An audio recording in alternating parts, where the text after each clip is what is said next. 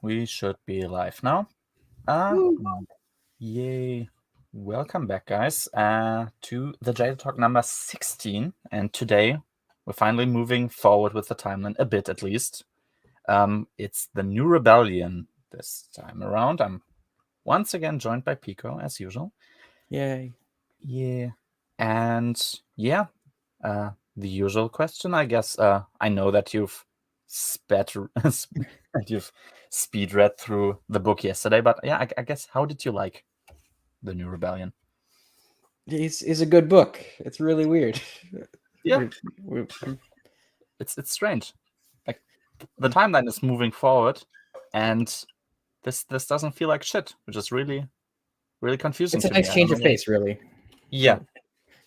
Because if I have to think back, like, I mean, I guess Starfighters of Aduma doesn't quite count, right? Because it's like not a Luke, Han, and Leia story, so Filler, it's it's not a timeline relevant story, a filler. I think it's the most appropriate. I guess Crystal Star somewhat isn't filler, so you can count that as like, oh yeah, I guess that was really good. Black Fleet Crisis was hit and miss, but yeah, finally we have moved back to a book that is really, really serviceable. The Peak Rebellion, yeah, it has its flaws. We're gonna get into those, but no, I agree with Pico. It's a pretty damn well done book, and I don't even feel like it is pretty long as a book, but I don't feel like it's.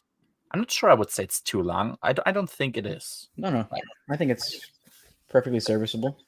Yep, it never feels like, oh, you could speed this up. No, it takes a while to unravel, and that's perfectly fine. Like, I'm not against that. It also helps that it has short chapters, so it's very snappy. That is indeed very good. Yeah. And when there is a long chapter, it's because it needs a long chapter. Yep. And it's really not a lot anyway. Like, yeah, most chapters, I mean, I think it has like 55 chapters in this book. Yes. And in German, it's about 500. I think it was 527 pages. So yeah, that's perfectly reasonable. Very enjoyable to read. And yeah, I guess let's just also quickly take a look at the cover. Yeah, I guess you could say the cover is your standard Bantam cover to an extent. I'm not sure. It might just be my print. It looks a bit low res to me. No, mine does too. Yours is too. Okay, that's just a thing sometimes, and it's also weird that it's the same for the English and the German versions as well. But I think like it looks like an afterthought, honestly. Yeah, sort of. I mean, but without the low res taken into account, I guess, I mean, the characters look like I would expect them to look, sort of. Leia and Han, they both look like they're taken from a movie screenshot, because I have the feeling that I know both of these faces, like the specific faces that they're making. But yeah, they look perfectly fine. You have a skull here, which I would assume is Kueler's mask from the book. You have a bunch of stormtroopers, X-Wing on the back as well. 3PO and a bunch of astromechs are two among them. Yep, perfectly fine. Cover, nothing groundbreaking, nothing horrible either. Title is The New Rebellion. I don't know. I mean, it's a weird title. It's a bit of a weird title. Like, I'm not quite sure who the New Rebellion, like, if that refers to Kueler. I suppose so, perhaps. I guess they do mention that as like a theme in the book, like, oh, people could rise up against you now, against the New Republic. So perhaps the German title is like, it would be translated to Rebellion of the Lost. Same thing, kind of weird. I don't know. It's I guess the New Rebellion makes a bit more sense there. But yeah, there you go. Fuck off. I always thought the skull was a bit random. I thought maybe it was supposed to be Kueler, but Kueler's helmet looks nothing like that skull. I think I remember, if I have to remember what it was described as, like his mask, I think it was always described as skull-esque in a way. So I just assume it's supposed to be Killer. It definitely is, but if it doesn't look like that, wait, let me just see. Maybe it's on the first page there. It might just be. No, I don't see it now too quickly. But yeah, it might just not look like that. And we have that sometimes, like the Sun Crusher. I think that one also, like on one cover, I'm not sure which one, it doesn't look anything like it's supposed to look like. Dark So, Apprentice. yeah. Oh yeah, Dark Apprentice, right? That's one way. Yeah, so yeah, that was that was a whole discussion. So my first instinct is to pronounce it German, which would be Küller. But that's, I mean, it's an Anglo name, like it is from an English book, so I assume I have to pronounce it in some Anglo way as well. And I think UE is usually like as if it's a Q, like Kueller. I'm not sure what people pronounce it usually, but I put oh, a picture of him in the private chat. Yeah, I see it. And I'm gonna share this one quickly. Yeah, I don't know what you pronounce it like in your head, but so there you go. That's apparently what it's supposed to look like. I guess Killer's Mask is what it's supposed to look like there. Yeah, okay, that indeed does not look anything like it. But I think that's still not a problem, because if I remember correctly, all of them, like Leia, Luke, and also the Solo children, like they describe seeing a skull like as a vision. Whenever Killer wants them to see that vision, I think they actually see a skull and not specifically his mask, I guess. So, but yeah, this obviously does not resemble the cover in any way. So that's true. I mean, it does look. I have to think it. It almost reminds me of like that could be some Soto villain, which is kind of funny just to imagine. Yeah, some Küller. Yeah, I mean that's UE. Like not a lot of languages have Queller. So yeah, Queller. I perceived as the Queller. That would be also in theory a German way. You have that with some names where it's supposed to make an umlaut, but it actually isn't, and you pronounce them separately. I don't know. I'm not sure which one is supposed to be the correct one. I sort of stayed with Kula, like with the English translation there. So yeah, I think that's all for now, at least. So let's just jump right in. Chapter 1. So the planet we're starting on is called Almania. And that was just sort of funny to me, because you have like Kuller, like if you just read the word, it looks like a German name. Almania is also like, it sounds like a reference to German to me. I guess that's just random, like, just a random name. But it was funny when I saw it for the first time. Yeah, exactly. So we get introduced to Kuller immediately in the first chapter. He is somebody who wiped out the Jahar, I guess they're supposed to be pronounced. That's just what we get for now.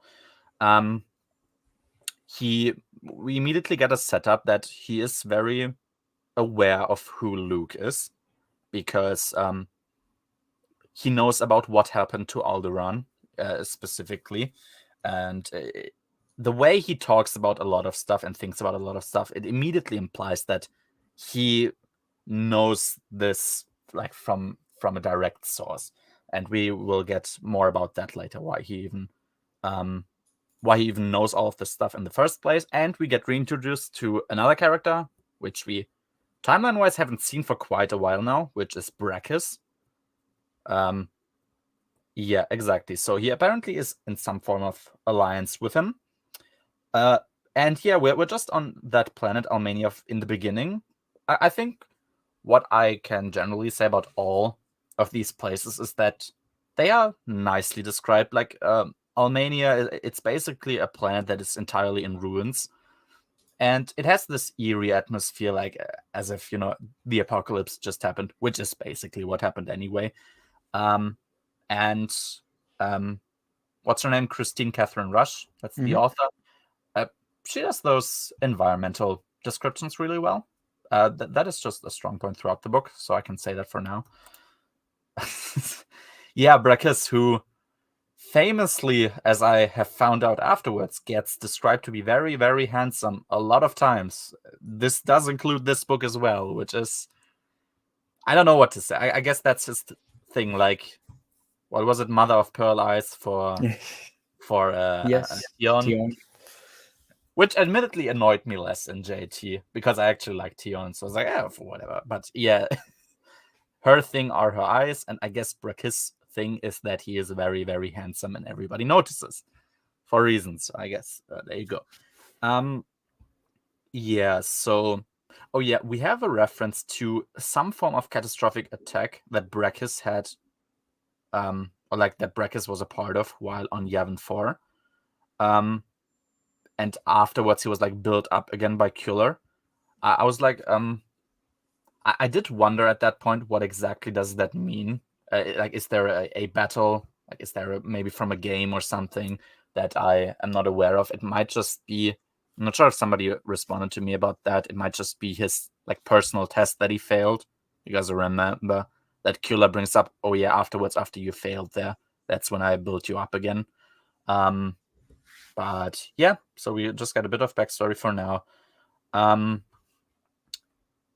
yeah, we have just a brief setup for now, a remote control, which we don't know the purpose of yet, but that's very important towards the end. Exactly. So, yeah, and we just get very briefly also introduced to what Killer's plans are, which are pretty obvious. It's to destroy Luke, because apparently Luke tried to destroy him at some point, which is interesting. And yeah, otherwise there was really nothing to say. It's just a very basic introductory chapter. Atmosphere is nice, people are nice. It generally works. Chapter 2, we are now in Luke's POV. He is in the Praxium, which is almost surprising for Luke. That's not a thing he does a lot.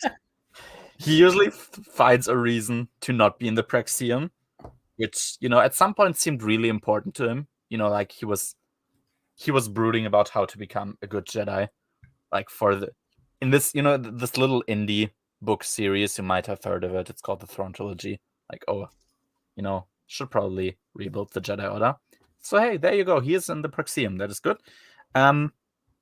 And what I really liked is that, and that is, I would say, an appropriate recall to the original trilogy, where he basically performs the same training for his students that Yoda did for him. So like doing a handstand and lifting the rocks up with telekinesis. It's like, okay, this is not just repeating movie line and you being like, oh yeah, I've seen that movie. It's okay, that makes sense. It makes actual sense for Luke to do that.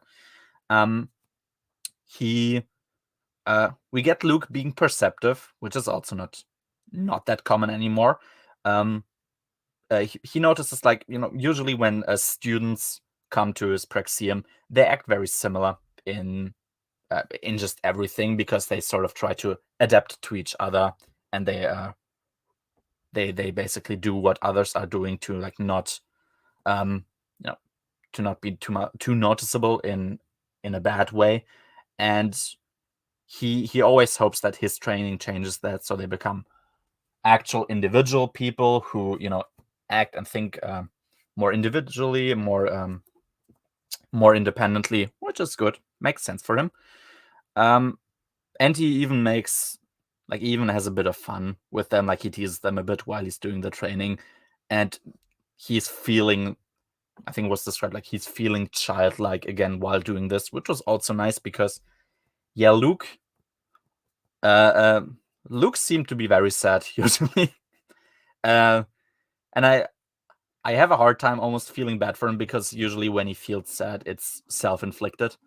So, all of the problems that Luke has gone through post Return of the Jedi, or no, post the Thrawn trilogy, let's say, that I'm aware of, are entirely on him.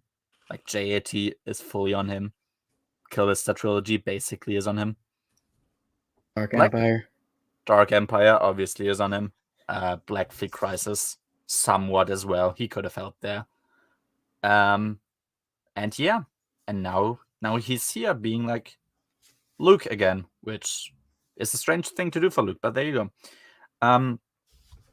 Exactly. So we got already introduced to Killer and what his effects are. So he has a brief feeling about a disturbance in the Force.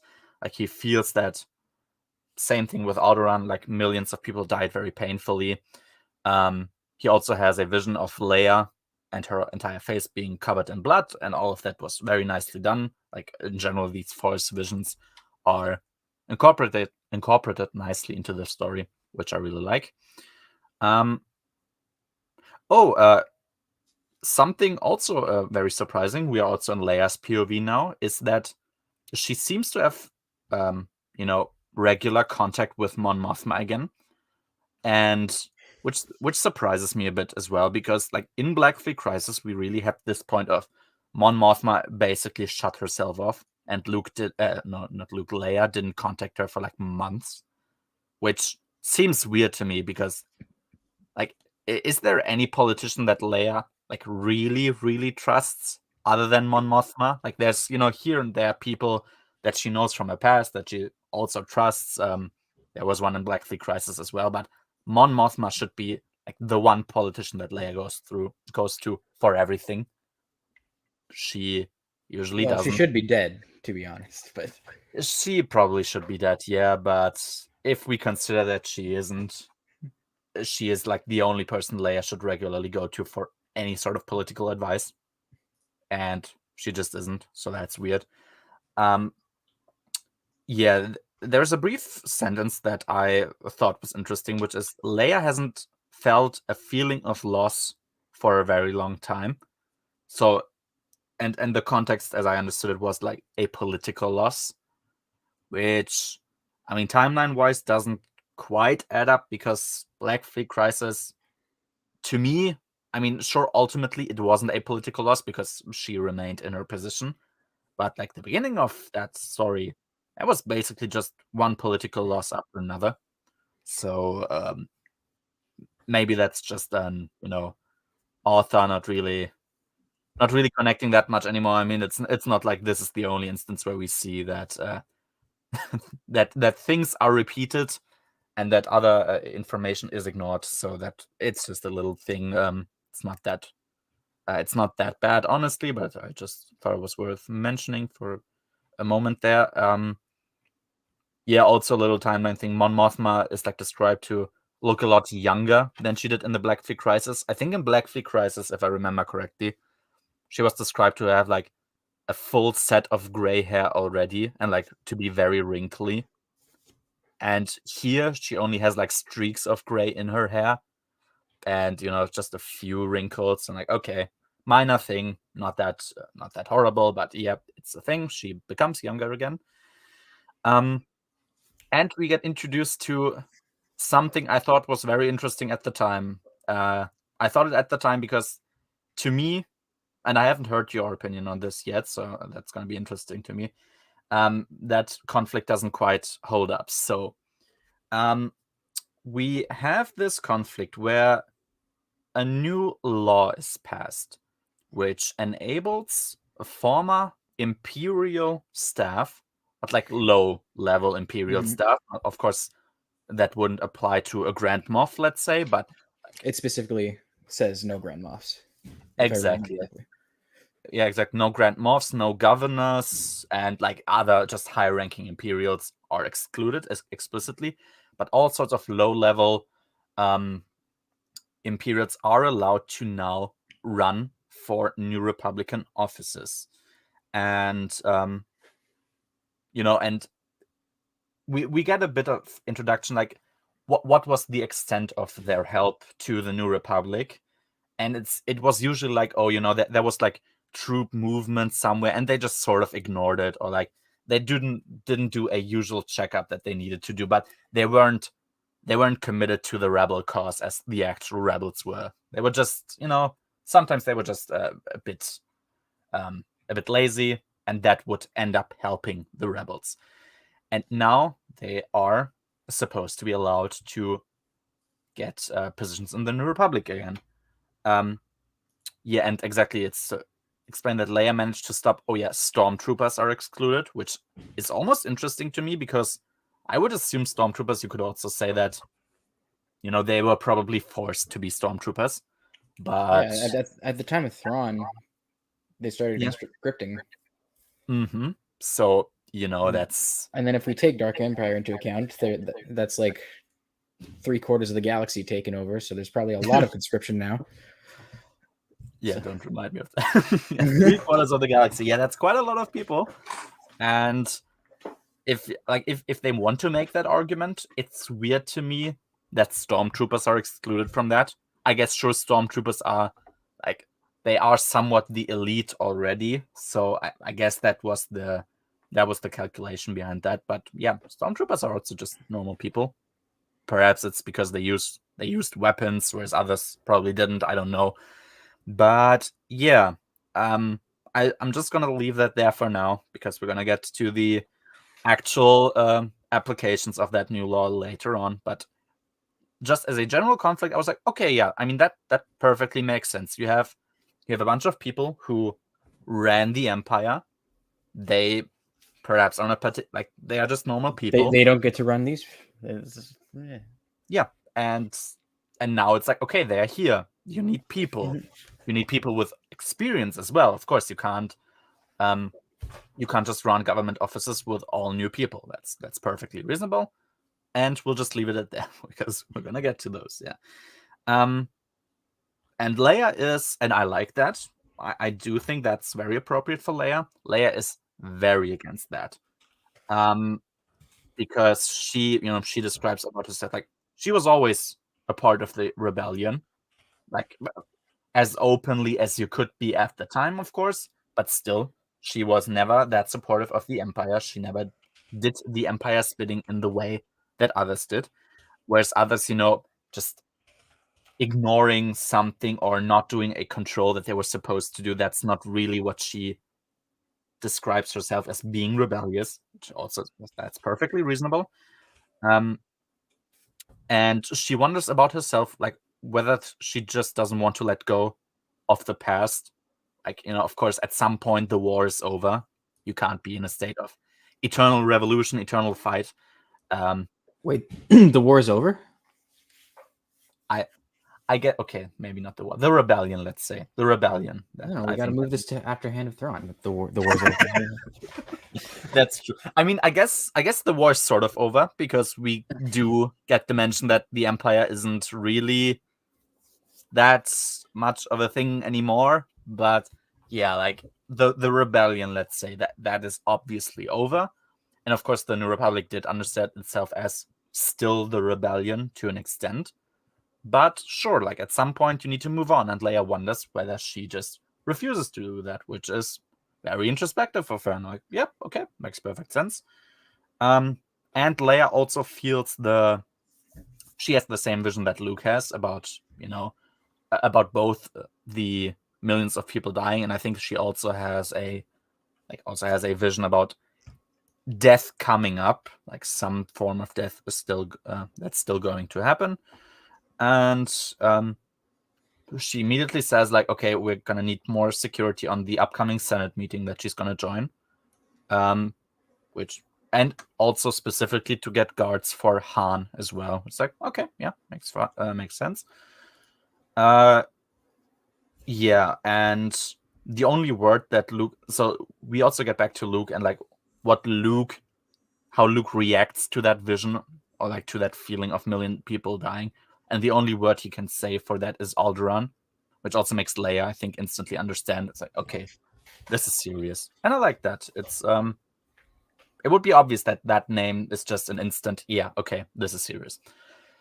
So yeah, chapter 3. So we are now in Han's POV.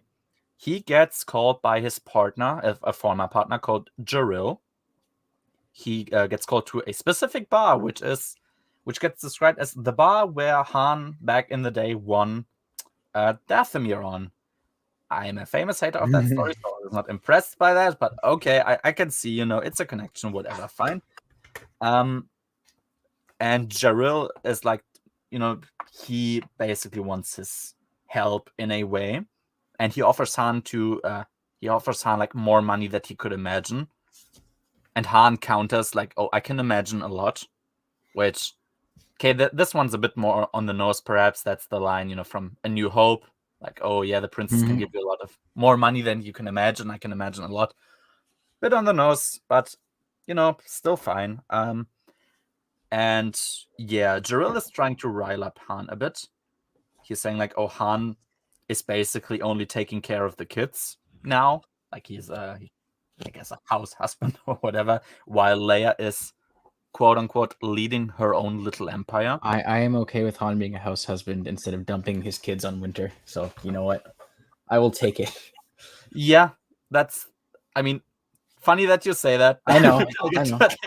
But no, there's a okay. reason this time. Look, that's actually true. You can give Han, and I refuse to believe that isn't possible. You can give Han a lot of very, very useful stuff to do. He can do stuff for the New Republic other than being a stay-at-home dad. That's perfectly fine. Just not the usual. Like, how about not getting almost killed and, as we will find out, almost betrayed again? It's a good reference. Bit on the nose. I mean, I think it's fine. Like, it's neutral for me. I guess those sort of sentences always. I think he was referring to the Dathomir thing. Oh, I see. Yeah, that could be. Oh yeah, yeah. I mean, that one's also fine. Yeah, no, there you go. That's acceptable. Yeah, but Han immediately, like when he's like, "Oh yeah, you're a stay-at-home dad," and Leia runs her little empire, Han immediately gets aggressive. Like he gets in the dude's face. He grabs him like by his collar and tells him to stop talking about Leia like that. And he also keeps his finger on the trigger of his blaster all the time. Great scene. That's exactly how you want Han to be. Han is a good husband and a good dad. What a crazy thought. That you can do that. Oh yeah, okay. A big thing that I don't like, it is the meme now for me, is that, quote, Jade and Calrissian were together. My only response to is, no, they're not. No, they were not. Never were, and never will be. Suck it, idiots. And unfortunately, it's not. I was sort of given the impression, specifically by Greyholm, who I usually trust because he remembers stuff autistically, but that was not the only reference to that. We're gonna get to those later, but yeah, I don't like them. It's always the fun thing because, of course, the big thing about the EU is its connectivity. So I understand when people are like treating this connection and the ongoing timeline, without too many retcons, as like being a very holy thing. But to me, some stuff is not worth saving. Like, I think, sure, it usually coincides with what I like and what I don't like as well. But I think we have solid arguments for why some stuff makes sense and some doesn't. And yeah, this deserves to be thrown in the garbage. Yeah, that was not the face I pulled when I read that part, but it's great that you had fun with it, Fabe. Exactly. And we get introduced to what Han's role is going to be here. So basically, there's this place called the Smuggler's Run. And every time people seem to either like dream about getting big money there or actually getting some kind of money, they just seem to disappear. And Jarrell wants Han to either get someone who can search the people who are gone and find out what's going on there. And somebody also who's not too nosy. Of course, the Smuggler's Run, it's not run by either the Empire or the Republic. They are not fond of governments, which, sure. And so they want someone who focuses on the topic and doesn't get too crazy about searching for other illegal stuff, which sort of implies, of course, that Han is supposed to do that, which he will end up doing. And yeah, that's that really for now. But Han is immediately like, no, I have a family and I don't want to do that, which is very Chad good. move. Chad move. Indeed, it's not a cuck thing to be a good father and a good husband. That's perfectly fine. That's actually preferable to anything else. Yeah, we need more. We need more of that, Han. Thanks. I like that. And yeah, and then we are briefly with children, and we get a little scene where Anakin, he ordered a nanny droid that's supposed to replace 3PO, like because they are tired of 3PO, who always tells them like the same stories. I think it's like is it the Little Lost Banter Cup? I'm not sure if it was. Yes. Yeah, it was. And he's like, oh, but all children love that, and they're like, no, we don't. And yeah, like I think the nanny droid like repeated back some line like as a code that Anakin wrote in. And it was just basically, the code I think was banter as well. That was funny. It did surprise me, like because the droid like went up to the room, like up to the apartment already. He was in the apartment. That sort of confused me. I'm like, why did he ever reach that point? But yeah, I guess Han forgot to log out of Star Wars Amazon, and that's how Anakin got his droid there. That was a bit weird, but it was funny. So and at least nothing horrible actually happens, which is good, because that would be sort of weird. But yeah, that's chapter 3. So chapter 4, yeah, we now again. So Leia had these visions. She immediately seriously increases the security around the Senate and basically where she moves. A good idea. That doesn't sound stupid. I'm surprised. Yeah, arguably, perhaps that should always just be the case, but because like technically you are still at war. But yeah, hey, she added gods. That's perfectly fine. That's very good. Yeah, and oh yes, something from last chapter. I forgot to write that when I initially wrote my notes.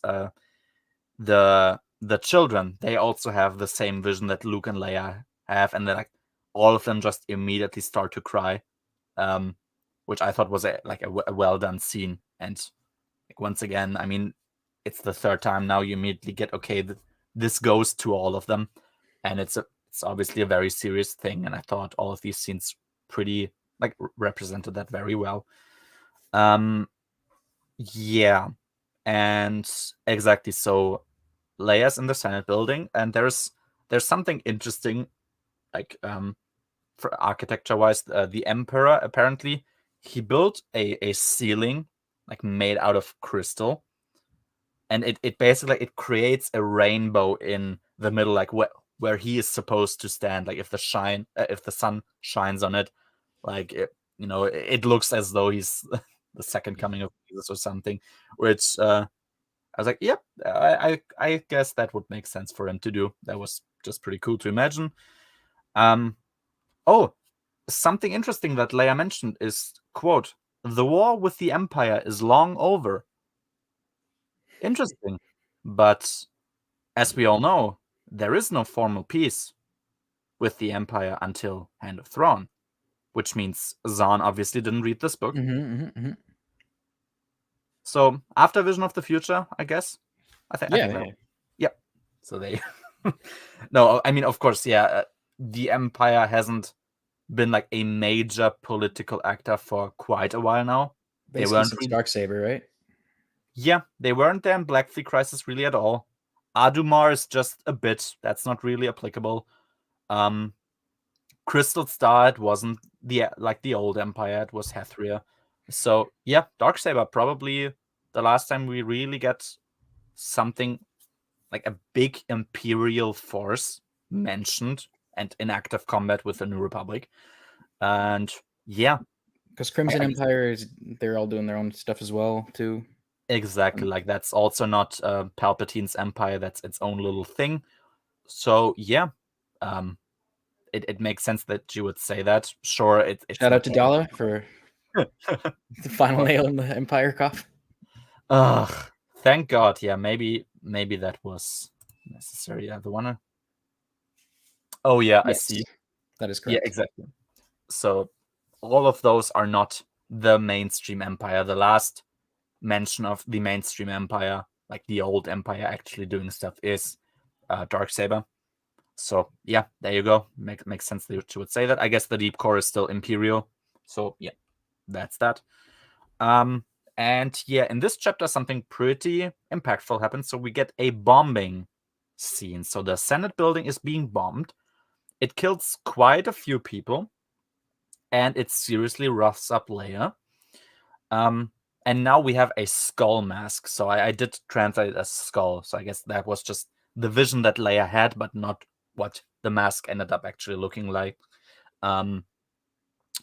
She has that vision in her head while that bombing is happening, and it's a pretty well done, pretty rough scene. It's supposed to feel very numbing, and I think that's well done. Yeah, and we even get a scene like where Leia notices that one of her still political enemies dies, and even there she felt sad because like she felt as though she could have convinced him of her opinion at some point, and she just, even though he was not particularly nice to her, she was like, oh well, that is still sad. Like, hey, there you go, that was good.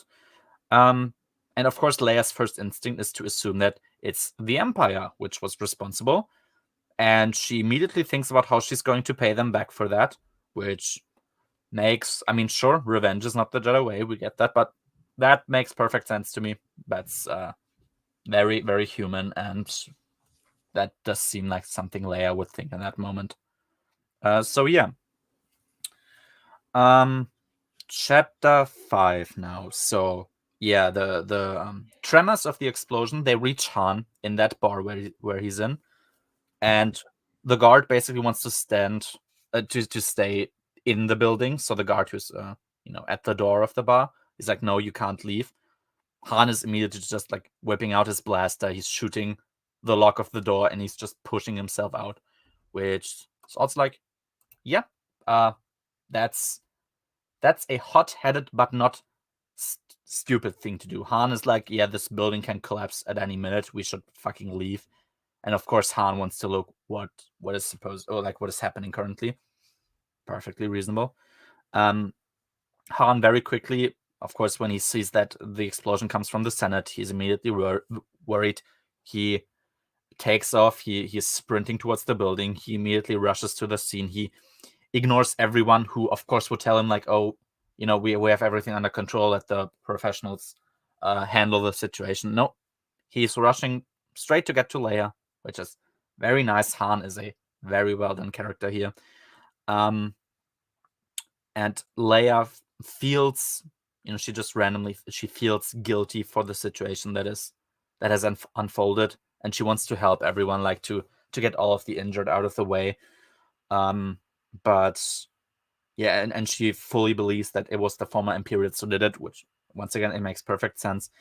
But Han isn't having any of it. He's carrying her away so that she can get medical attention as well. And Han even says, like, we can't be sure whether this was former Imperials, which is nice for Han because, yeah, sure, you could argue that out of all of them, Han perhaps has the least personal. I mean, okay, we have gone quite a bit through the EU now. The Empire has attempted to do not so nice things to their children, but let's say from the point where the character started, Han had the least personal feud with the Empire. Of course, far less personal than Luke and Leia both did. And it seems nice that he's like, even of course he would want revenge against everyone who dared to harm Leia. He's like, hey, let's stay calm. We don't know if it's the Empire and maybe someone else. And so I was very surprised by that, and I like that. Because yeah, Han is not just a numbskull who acts like an idiot. Like, he is smart. He just is hot-headed perhaps a bit, but not a fool. So yeah, that was cool. We are back with Gerald. So Gerald has his own ship that he constructed himself. It's called the Spicy Lady, and it's a pretty cool done ship, like as an idea generally. So it is a starfighter, and it has a storage area. So like the whole thing is inspired after the Millennium Falcon actually, and I was in the beginning like, wait, how does that even work? But that actually gets resolved later, and it's a pretty cool idea. The starfighter has a remote control, which I feel like should be in more ships generally. But yeah, I like that one. And the storage area, that can be ejected, so that can be shot out separately, and the starfighter can still fly on without it independently, which is like, yeah, that's a really cool idea. I actually like that one. Yeah, and of course, like the assumption is Gerald is somehow in this whole thing and he's responsible for it. Because before in a conversation that he had with Han, he did say that he was in like the whole thing, the whole affair too deeply already. So yep, okay, makes sense. So that's for now the assumption. We don't get a lot more about that until far later in the book. Yeah, and he wants to go. He wants to leave Coruscant, but he quickly gets killed by people in stormtrooper armor, which of course is surprising. Those people should not be on Coruscant, but he gets killed by them, and they take his ship for now. And yeah, I was like, hey, I like this. It is not as slow of a build-up as you would imagine it to be, especially considering the length of the book. Like, this was chapter 5, and we basically, like, we already have setups for all the storylines. We have, we have a big action scene, or like a big, a sudden change of events, like the bombing of the Senate building. I was like, yeah, I like that. It still moves quickly, even though it's a long book, which I like. Yeah, so chapter 6.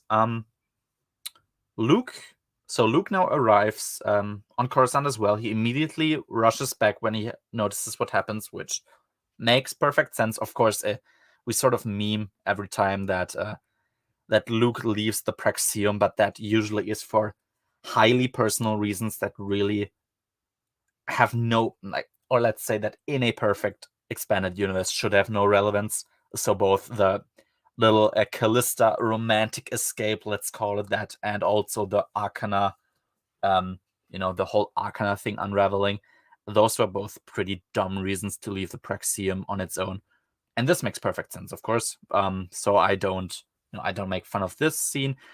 He goes to Jaina immediately and things like,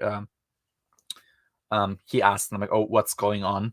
The children are even like, they feel responsible for what happened to Leia specifically, so she's in the hospital already. And immediately when she's asked that question, she turns to Jason, because of course, they are twins, they have the twin thing going on. And Luke has this brief moment where he feels like a bit of pain at observing that whole thing, and he wondered like, what if him and Leia actually grew up together, whether they would have that sort of twin bond as well. It's like, oh, that's actually, like, I don't think we usually get that a whole lot, that Luke even thinks about how much nice that could have been to have met Leia, early on in life, and to grow up with Leia together. So it was nice that we actually get a mention of that, and specifically that he almost seems jealous of what Jason and Jaina have, because of course they are under far more stable circumstances than both Luke and Leia were back in the day. Or I guess, Leia was under stable circumstances, but in relation to each other, they didn't know each other. So that was a nice scene. I like that. Exactly. And yeah, what they describe, and it's also, I think that's an appropriate use of the Solo children utilizing the Force. So they felt cold when all of that, when that vision was on them, like when that vision was implanted into their mind, and their first instinct was just to try and make the room where they were in warm, to get the coldness away. And Luke was even surprised by that and thought, and he thought that was actually a very smart idea. And I think, of course, you don't want the seasoned and experienced characters to really be ever surprised by something a child could think of. Like, it seems as though like, oh yeah, that's a very logical solution, why didn't Luke think of that? But I really like that scene as well, because I think like, it's cold, let's try to make it warm. It sounds like such a childish thing, and not childish in a negative way, but just, they are young, they are children. So it sounds like such a simple way of looking at things, like, oh, it's cold, let's try to make it warm. And it almost seems like, oh, this is so easy that Luke, who probably thinks a bit more complicated, wouldn't think of that. And I really like that scene. It's really appropriate, and it's even gonna get mentioned again later on in the book, which was great. I like that. And once again, like the children, using the Force to making the room warmer than it is, that feels perfectly reasonable to me. I like that scene. Yeah, exactly. Anakin, we get a bit of Anakin, who, same way as Leia, wants actual payback to the people who are responsible for the bombing. And Luke has this little moment where he thinks like, yeah, I always need to have like a very special eye on Anakin, also because of his name. Because it's actually interesting because we didn't get how Anakin Skywalker was back in the prequels at this point. The prequels weren't out, so that this still lines up that Anakin Skywalker was like brash, and he was he was prone to anger. That this still lines up with that sentence is actually quite impressive. Sure, I think it's also supposed to mean like Anakin as an Anakin Skywalker, the guy who was turned to the dark side, and that's just why he thinks that. But that it actually resembles Anakin Skywalker from the prequel era as well. That just surprised me, and it impressed me as well. And yeah, Luke. Luke visits, he visits everyone in the hospital, so obviously Han is there as well. Han is like trying to, Han is trying to joke about the situation, like, oh, all of the nursing staff, they have a hard time. They have a hard time keeping up with the patients and getting them to do what they want, because of course they are from the explosion, they are temporarily deaf. But Han still, while making that joke, is very visibly distressed, and it's like that's perfect. That's just the Han I want to have. Han has a way to cope. He is the jokester. That's all perfectly fine for him. But still, you can see that he actually really fucking cares. Of course, his wife almost died there, and I think that was just a perfect in character scene for him. Yeah. Chapter 7. So once again, we are back with Killer. He is on Pudir, I guess Pudir or Pydir. I don't know what you guys describe that planet as.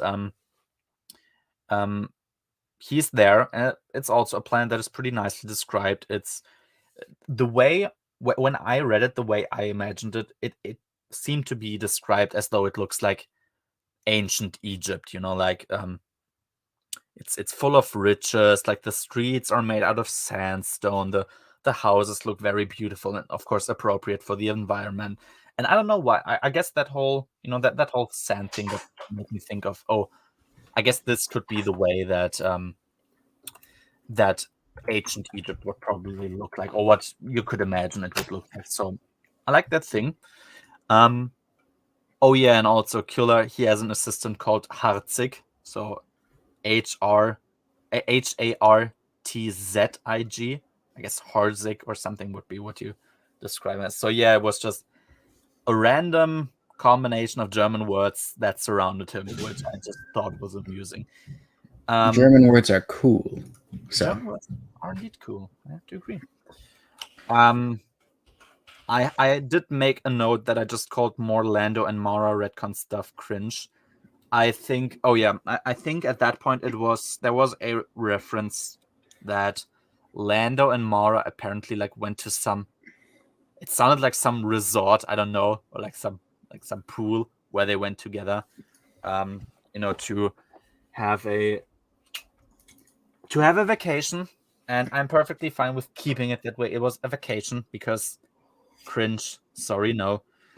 But yeah, that was really all there was to say about that chapter. Lando finds the remains of the Spice Lady, of course, without Cheryl, and just his corpse there. And yeah, also from him. So of course, like Leia said, oh, the war with the Empire is long over already. you could say, okay, maybe that's a political speech. But even Lando is like, yeah, apparently the Empire has long since abandoned hope. Like, just in general. I think he was referencing, like, they abandoned hope for random thing, but they also just seem to have abandoned hope generally. It's like, yeah, I mean, we haven't gotten anything about the Empire for a long time now. And you would almost, like, if they didn't do anything, you would need to have an explanation on, well, what did happen with, like, what happened with them, and them just being in total disarray, losing most of the charismatic people that they have. Makes perfect sense. I don't think that, a slow just decay of the Empire without a grandiose battle is that impossible to imagine. I think that makes perfect sense. Yeah. So that was chapter 7. Chapter 8. So now we start to get into probably my least favorite part of the book. So Leia is starting to face some internal problems in the New Republic because, of course, the bombing happened. Not only do we need somebody who is guilty, but also, well, why did this even happen in the first place? So there's somebody called Senator Kumi. I guess that would be his name. He lost one of his colleagues there, and he was not impressed that Leia actually initiated an investigation against everyone. So not only the people who were there who were injured, but also the people who were killed, because of course one of them could have done a suicide bombing. I don't see how that is so impossible to believe. That's perfectly imaginable. Yeah, and yeah, she has the feeling, and that also somewhat makes sense. She has this feeling as though he abuses the people that he lost by, every time they have a fight, like, if he gets cornered, he reverts back to, oh, well, I lost a colleague because of presumably you, because you are our head of government and this happened under your command. So and he tries to, like, speak from a place of moral superiority every time by reverting back to that. It's like, yeah, that's a pretty dirty thing to do, but it's a politician. I don't think that's the most illogical thing for them to do anyway. So that makes perfect sense. And what he does, so we get a little back and forth. And after that, Leia essentially is cornered. She's pushed into having to accept a second team of investigators. So of course, like, the regular New Republic personnel is investigating the whole scene, but he pushes for an independent, whatever that means, of course, but an independent team of investigators. And of course, since only those people who are not deceased and also not injured can vote, and at that point, it was mostly junior senators who were present. So junior senators, that's the word for former Imperials who are now senators that they use in this book. The independent investigation was accepted, so most of the people present were junior senators. All of them accepted. And I was like, Jesus, yeah, like this. So it only starts with this for now. Like, that's just the first thing. Independent investigation. Okay. This was such an obvious thing to me to think that, oh, okay, it's gonna be not so nice, I guess. Shit is gonna happen now. And yeah, of course, Leia still believes that the former Imperials are responsible for that, like, that they actually maybe even did the bombing themselves. But I was like, it's so obvious that this will be a problem, and that the New Republic always has to be the subject of that. Like, not something insidious, but something so very, very obvious. It's somewhat understandable still to a degree, but it's very... The New Republic deserves to fall, is what you're saying. Yes, that is something I determined a long time ago.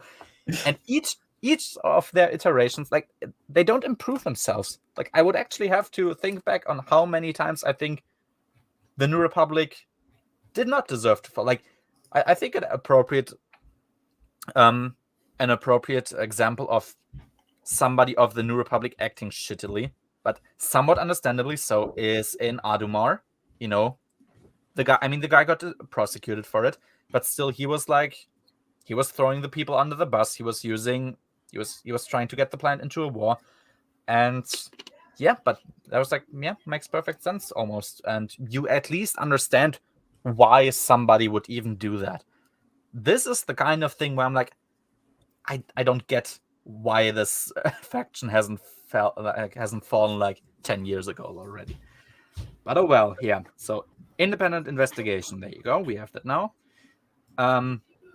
Oh yeah, I did say that Weimar compared to the New Republic seemed like a very well-oiled machine, and I'm gonna somewhat remain with that. Yeah, no, that seems still very reasonable to me. And yeah, but Luke himself is gonna investigate just on his own. It's like, okay, yeah, makes perfect sense. And what he feels when he's like moving through the Senate is that he feels treason. And he has a pretty interesting train of thought there. So he feels treason. And then he wonders, like, wait, if a bombing usually is not personal. So what he means is like, if somebody bombs a building and people get killed, it's usually not a personal thing. Like, I wanted this person to specifically die. It's like, oh, okay, yeah, that. I mean, of course, you're accepting that whoever is in that building probably will get killed, but it's not actually like I want to kill this specific person. It's like, okay, that makes perfect sense. And so he wonders, like, wait, how is it that I feel treason within the Senate if this was a bombing, so like a non-personal way of killing somebody? And that's how he determines, like, okay, this wasn't one big explosion, like one singular bomb that killed the people that were present, but it was actually a bunch of smaller explosions, which were specifically which seemed like they were targeted to specific people or specific groups in the Senate. Like, oh, that, and I can spoil that already. That is correct. So I was like, oh, that's like a very smart way of deducing that. Actually, I was pretty impressed. Like, yeah, that seems very logical. And yep, that's really it for this chapter. Chapter 9. We get introduced to, I think this is their first appearance. We get introduced to a new race called the Cloperians. Yeah, let me tell you, I was not impressed with the Cloperians. Yeah, not so much. Yeah, I'm not sure what you felt. I guess somewhat the same, but it's a race that we hear of for the first time, I think, at least, unless it was like in some obscure source book, but I think it's the first appearance of them. And suddenly they seem like the most central and important race of the galaxy and of the New Republic, because they are everywhere. Like, they are guarding everything, they are investigating everything, they are repairing everything. It's like, okay, where these people suddenly came from somewhere and they're everywhere. Like, if it was Mon Calamari, I wouldn't ask a question. Like, of course, Mon Calamari are pretty central to the New Republic. Everyone knows this. But yeah, for a random race to get introduced and to suddenly be so central, that just was weird. And the whole thing that happens with them is sort of weird, like, throughout. But yeah. Exactly. So R2. So the reason why we even get introduced to them. So R2 is somewhat suspicious about what happened. I think specifically about the Senate.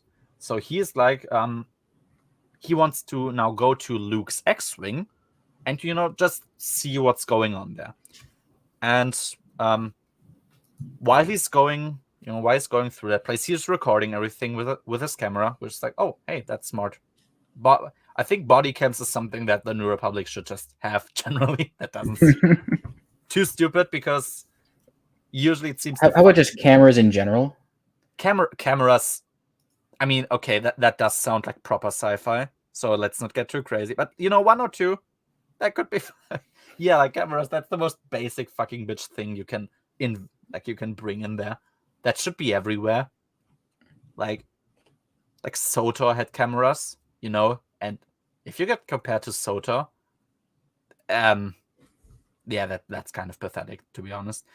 But Exactly. So apparently what they did is delete the memory that was within the ship. And I was like, this is Luke Skywalker's X-Wing. Like, this is not random pilot number 32nd, like 32 X-Wing. This is the X-Wing of Luke Skywalker. That should probably be guarded. Like, he's like your big person, like one of the big three. You probably want to have somebody there all the time who they really trust. That was just the thing that I thought throughout there, which of course doesn't happen. And probably repairs to that ship should also just happen by a very selected group of people, not random dudes that could come from literally anywhere and do literally anything to those things without people noticing. But oh well, there you go. So yeah, that was that for now. Han now decides to follow the trail that Gerald left behind because that also makes sense. Not because Han is like, hey, yeah, let's have some interesting adventure, but because Han, of course, now thinks that Gerald has something to do with the Senate bombing, and that also makes that makes perfect sense to me, and that's an acceptable reason to temporarily leave your family to like actually find somebody who has perhaps committed something that atrocious to them. So yeah, there you go. But yeah, and we have that. Of course, Leia is not really impressed with that idea, and she just very briefly accuses him, like, "Oh, you're gonna go play with your buddies."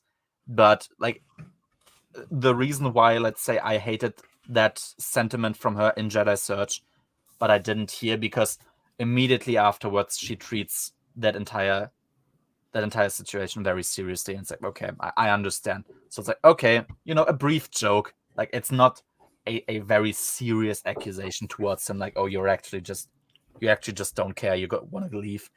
So I was fine with that here.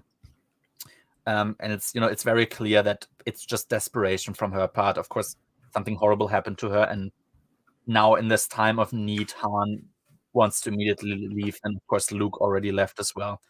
So yeah, but Han says he needs to act right now, and that he is of no use on Coruscant. It's funny that isn't even quite true later on, but it makes sense for him to believe that. Of course, Han can't investigate, and otherwise Han can't really do anything other than stay by her side, which isn't unimportant, but sure, there might be an active threat there, so I'm fine with that.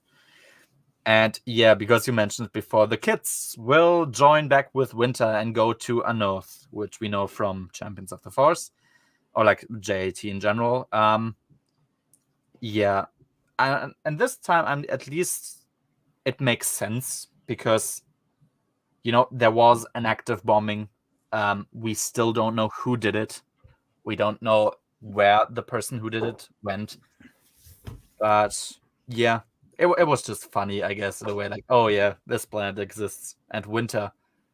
Good, good that Winter gets to do something again, which is once again to babysit the solo children. But I was like, okay, it's a meme, but it makes sense in that instance. So I forgave them for doing that. Yeah, exactly. So chapter 10. Lando briefly thinks about how he saw Han get frozen in carbonite, and he has started from that moment on. He says he has started to prioritize the debts that he has with old friends. It's like, oh, that's a very cool little detail there, and that's actually something nice.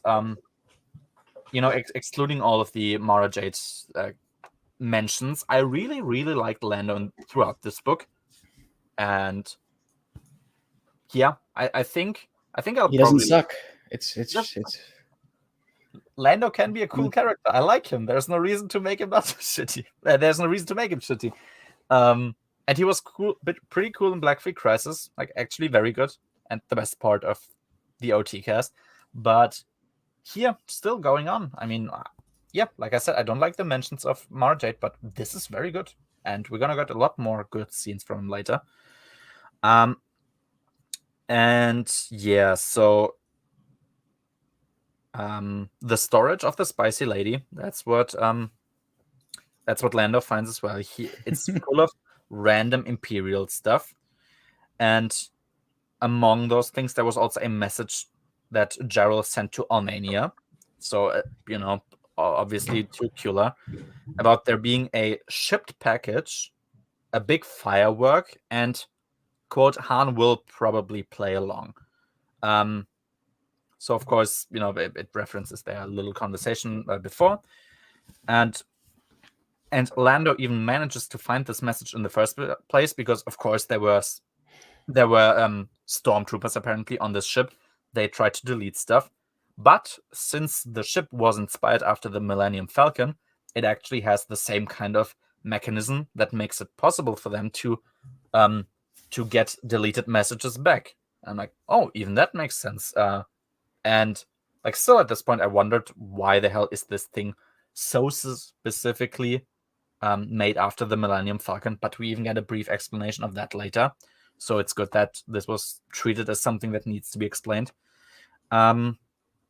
Exactly, yes. So, Luke briefly thinks about Brakis. So Brakis basically at some point had a Dagobah-esque trial. So, what Luke did in the Cave of the Dark Side, he had something similar. He went mad because of it, and then he returned to the Empire. And Luke, seems very regretful about what happened, even though he's aware that Brakis was always a traitor. But Luke still thinks he has failed him in a way, and that makes perfect sense to me. Luke sees the good in people. He probably sees something in Brakis as well. I mean, apart from genuine talent, actually. So I was totally fine with that. I liked that scene. And and he sends 3PO to report to Leia about the X-Wing, so they inform about the X-Wing and he now will himself check out what happened to it, because what he supposedly only wanted was a routine maintenance, but it seems like they are actually just building apart the entire ship and building it back together again, which is not what he wants. So he's gonna go there himself. Very good. Chapter 11. A character that I was surprised about in this book almost, but I think that also makes sense, is Failure. So Failure in this book, he doesn't get a lot of mentions, but he's actually pretty timid and reserved. And I think it makes sense because while we don't get an explicit mention of this, I'm pretty sure Bosk Failure himself suspects that the former Imperials are somewhat in on the whole bombing thing. Like, there's nothing in the book specifically that points to that, but since Bosk Failure, even though he is very overly zealous about the Bothans being a big factor in the New Republic, he still hates the Empire, obviously, and he was pretty cooperative with Leia in this book, which you could almost argue is a bit weird because, I mean, in Black Fleet Crisis, he tried to usurp her, like very openly, so everyone knew. And here he's back to playing it nice with Leia, but for the situation, it makes perfect sense for him to be that way. But exactly. So the conflict generally still is pretty interesting and it's believable. So the Senate now is low just on pure people. Like, there's not enough senators present because a bunch of them are dead, and also a bunch of them are still injured and can't vote, obviously, and they are afraid whether the Senate will even be able to do anything because they don't have enough people to do votes that require an absolute majority, only the simple majority. So, of course, these ranks quickly need to be filled up with new elections. But the risk there is that with these new elections, now since the law has changed, they're gonna get a bunch of new Imperials into the Senate, which Leia, of course, doesn't want to, but she does, more or less recognize that there is really no other way of keeping the Senate functional other than having new elections, which, I can perfectly understand that.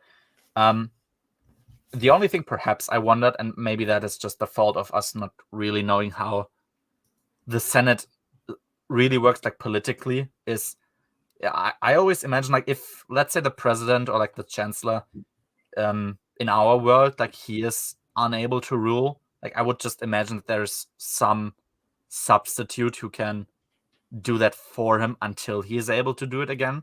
So having new elections, that's almost a bit weird to me. I don't know whether that makes sense, but yeah, it is central to the plot happening in the first place. So I at least understand from our perspective why that was even written in. But yeah, maybe that's just a political difference. We don't know, and I could accept that that isn't how the New Republic is run. So yeah. And yeah, exactly. So we get and we're back with Kula. So we get introduced to a character called Femin or Femin. I don't know what you pronounce it as. And I went with Femin. Femin, yeah. I think that's more intuitive, yeah. She is an assistant of Kula. And actually that was, even though I hate the book, that was a pretty good reference. She mentioned how her family died in the crossfire of the Eye of Palpatine, when that thing landed on her planet too, as we remember, collect a few slaves into it. So I'm like, oh, that's actually an appropriate way of referencing that. And I think nobody would have cried if Children of the Jedi never got mentioned ever again. But that's like, oh, okay, I can accept that. That's good. Exactly. And what Kula mentioned to do, and that's actually sort of his point, is he mentioned to how he got her on his side, and specifically by pointing out that the New Republic itself lacks a lot of very necessary control.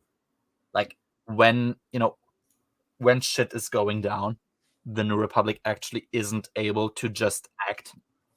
They need to have a lot of infighting, and that they're not unified in a way that would be necessary for such a large faction.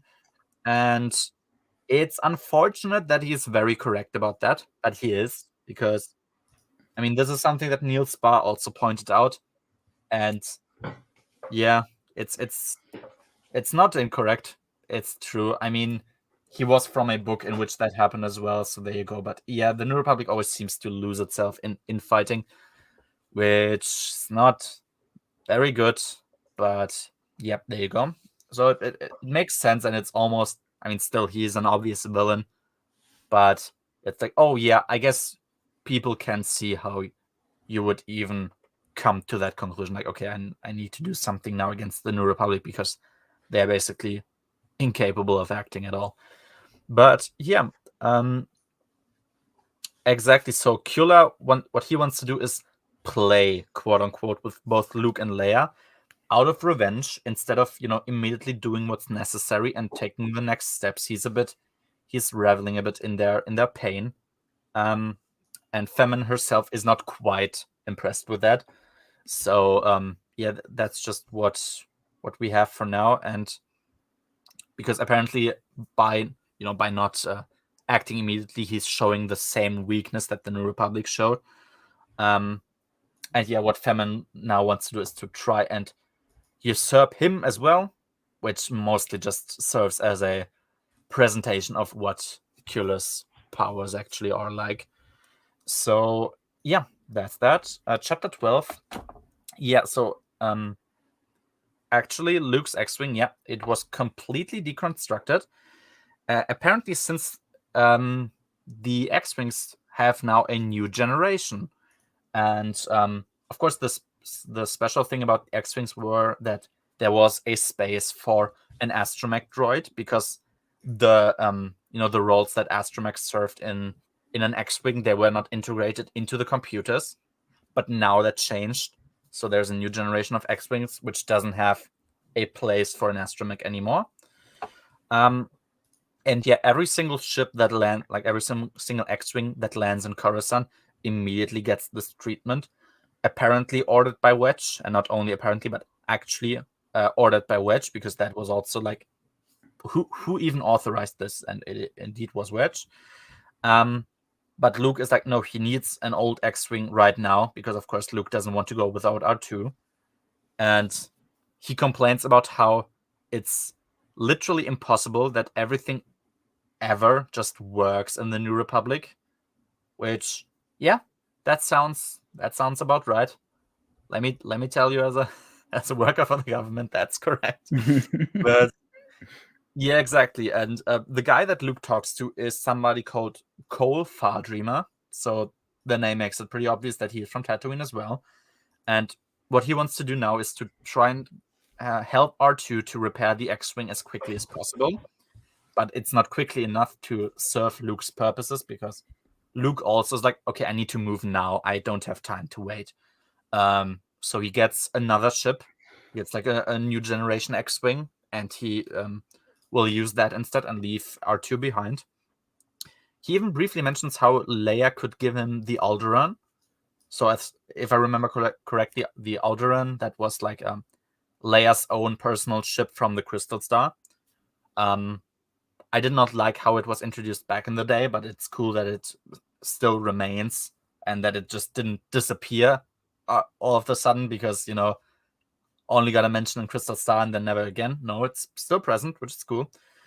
And yeah, Cole, being from Tatooine, he explains, of course, like how everybody considered Luke to be a big role model, and everybody wanted to be like him. And Luke is very humbled by even knowing that, and it's nice that he even seems mildly surprised that is a thing. I guess because he does not consider himself somebody who should be a role model, maybe, but that's a very nice scene. And I like humble Luke. He's a good dude. I'm glad you seem to have joined New Rebellion halfway through Solo. Oh, Solo Command, man, that was such a great book. And yeah, I have big problems with New Rebellion, but yeah, mostly I really, really enjoyed this book, and it's great because, yeah, as we mentioned before, it's funny how long it seems to have been that we enjoyed a book from the like main Bantam era, like Yeah, the main excluding story. exactly, yeah, excluding Adumar, that's its own thing, as basically a filler book, which isn't even meant derogatory, but that's what it is. Yeah, excluding Crystal Star, I guess this is really the first book where I'm like, this is seriously really great. Yeah, so I like that. Yeah. Exactly. So yeah, Han, he went away. He arrived at the Smuggler's Run. Yeah, everybody just seems pretty abrasive towards him. Everyone assumes that he's spying for the New Republic, especially since they know that Gerald has not returned yet. And yeah, there was not a lot to say about that. There's just a pretty tense situation where Han and Chewie, they want to, they of course want to get to the point of like what's going on here, what's happening. And we get a mention of Celis. So he's the Solaston partner of Gerald. He, in a interesting scene, he takes Han's blaster and fires at him, and we don't get what happens afterwards immediately, but yeah, that's sort of funny. So we're gonna get back to that. Oh yeah, and also I forgot. How do you like Solo Command? Actually, I didn't ask. Anyway, I'm assuming you like it a lot, but yeah, that was a great book. I did not like what followed, but it was pretty fucking great, I have to say.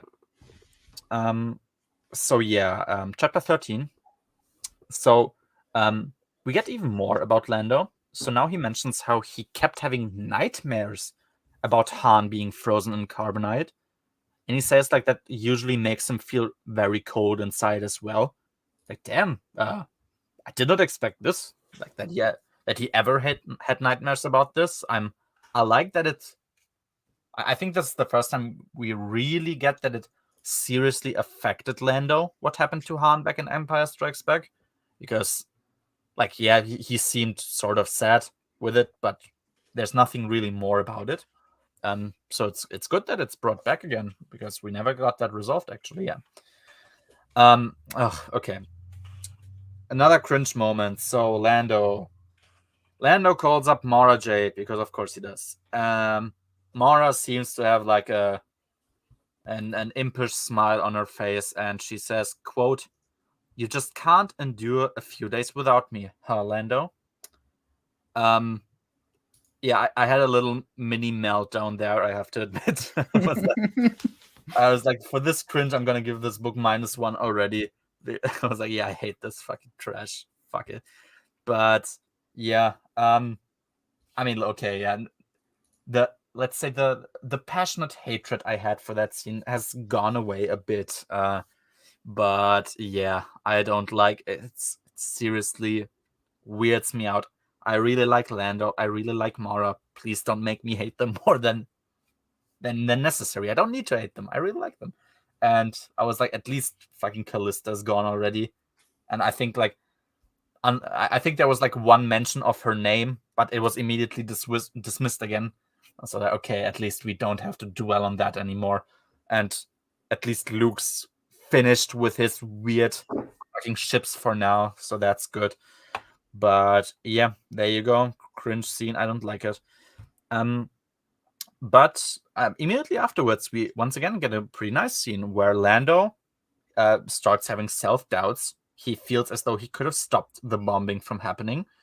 And I'm like, hey, it's actually nice that he seems to get some like real insecurities here, because usually Lando, even when Lando is nicely written, he doesn't necessarily get a lot of flaws in a way, or let's say like specifically something that's on his mind, like, and because like he was treated a bit poorly as a character in a lot of books, but they start to slowly get right what to do with Lando, and I like that. So that was a nice scene once again. And yeah, we're back with Kula. So exactly, Femin now tries to confront him and also overpower him, and she calls him Dolph. So yeah, and somebody pointed to me out that also suspiciously sounds like a German name. At least it's missing a letter, but it's almost there. It's like, oh yeah, I guess so. That's true. Yeah, he of course restrains her with his force abilities, which that sort of should have been obvious that would happen, but oh well. But exactly, that's that. Yeah, and Kula, he basically he goes through like galactic history, and it's like the from the story of how Force users, both from the Old Republic and also the Emperor from the Empire, they always failed against opponents that they underestimated. Kula from that learned that he can't actually reign unless he is really the sole and total authority on the Force, which of course means that every Force user that is known to him, so the Skywalker solo family, needs to be eradicated, and that's what he waits for until he actually gets to take over the New Republic. It's like, okay, yeah, I mean, that makes sense. Of course, we know that the Force doesn't work that way, literally, because it's not a bloodline thing, obviously. But I guess at that point they weren't quite sure how exactly the Force was passed on anyway. So it seemed like more of a hereditary thing back in the day. Oh, that's fine for the context of that. Chapter 14. Yeah, the blaster shot that Celis shot, it grazed Han's ass, which that was a thing that happened. Yeah, he was shot in the ass. Yeah, there you go. So yeah, exactly what Han basically did. He pushed Celis, like, of course, immediately when he did that, he pushed him away, but he did not shoot him. And with that, because of course the other ones in the Smuggler's Run, they were like, oh, you've changed, blah blah blah. You're another person now. But with him not shooting at that guy, even though he would have been perfectly in his right to do so, but actually just pushing him away, he proved to them that he didn't change actually, and that he's still like the sort of the nice guy that doesn't really fit there in a way. And was like, oh, I mean, that makes sense. Yeah.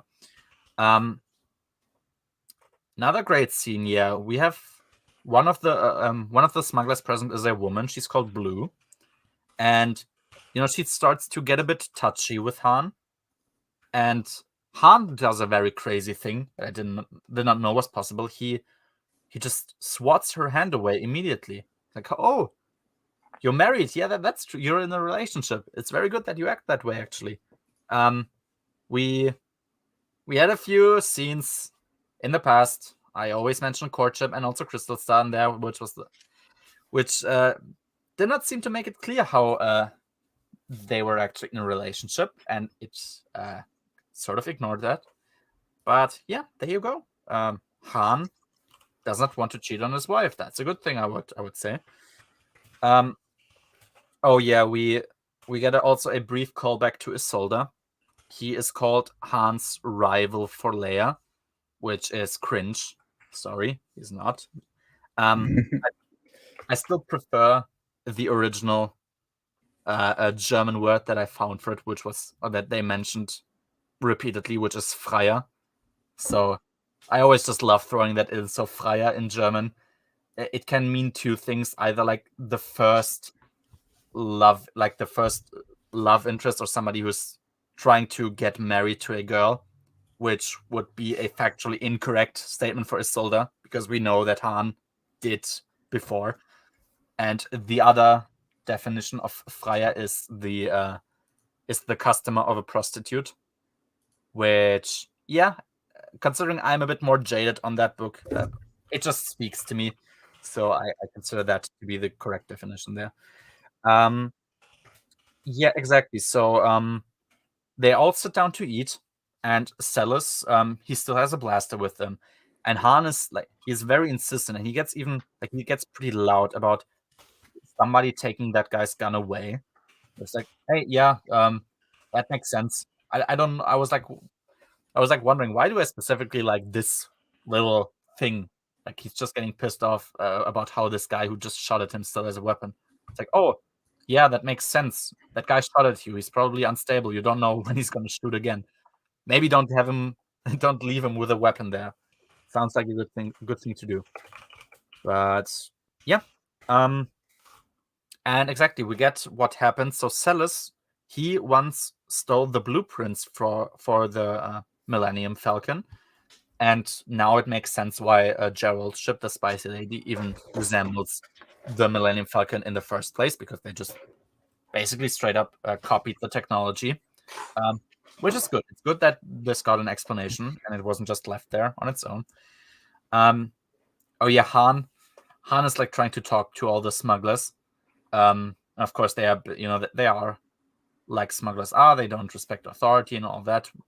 And he compares it, like, internally, he compares it to trying to chastise his children, which was just a funny thing to imagine. And yeah, it makes sense. I can see how he would treat it that way at some point, which is funny because at some point he was like them as well, and that it makes it pretty obvious that he has grown and he is not that anymore.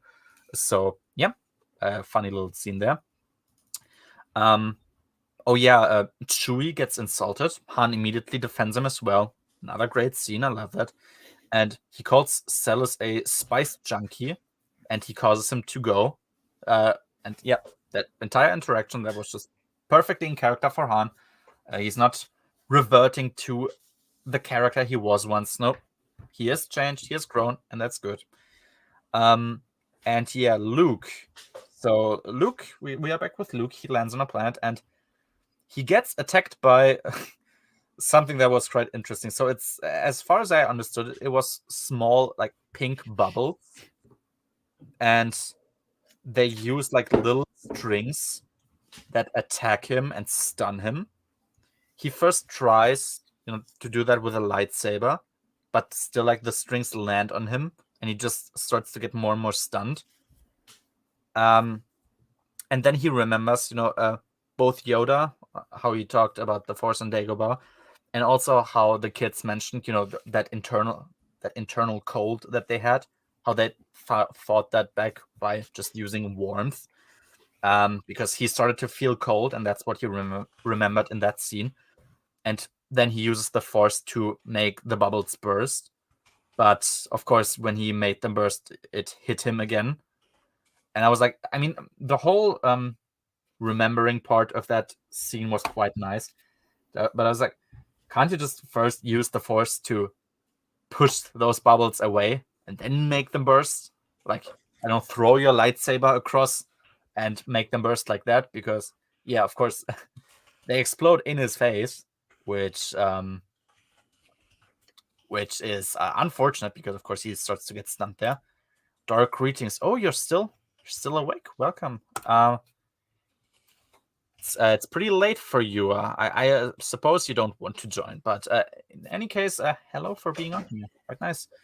And yes, so exactly, that was just the chapter. Overall, it's still nice. Chapter 15. So we're back with Leia. Leia is pretty frustrated because the most of the plants held new elections.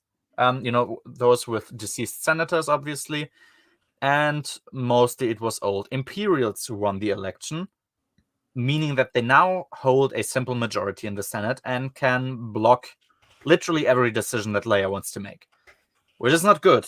That's really, really bad. And yeah, I was still like, yep, Weimar vibes. Like, I mean, yeah, it's starting to get a bit messy there, but oh well. Leia starts to get afraid about how they might be the necessity to start to rewrite the history of the Rebel Alliance, and like just to be a bit nicer towards what the actions of the Empire was, to not be too mean to their new colleagues, which is a perfectly sensible thing to be afraid of, because yeah, I would assume that that could be a problem, and of course we don't want that, which makes this whole thing kind of frustrating. I'm not gonna lie, but yeah, that's that. Oh, since you mentioned it before, something very crazy. Leia, she has a security system that does include cameras. Where Woo! she Yeah, cameras.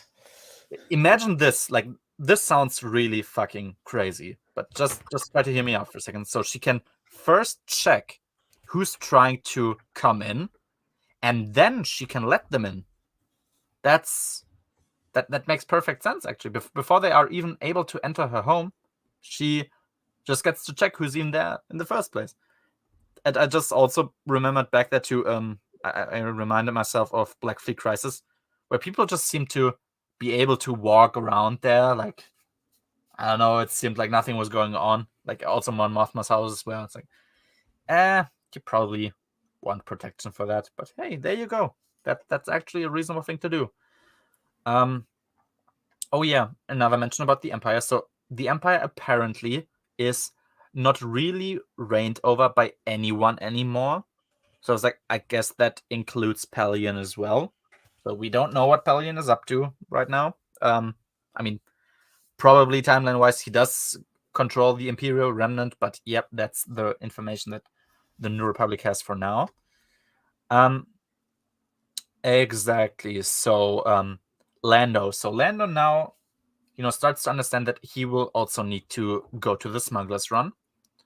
But the problem is that a character called Nendrison has put a bounty on Lando's head. And that guy's also from the place where the Smuggler's Run is. And so, of course, going there poses a danger to him. But he feels that nobody else could save Han, really, and he's going to go there by himself. And he also thinks, once again, he thinks back to Cloud City, and he feels as though he can never redeem himself for what he did there, which is a genuinely nice character moment there for him.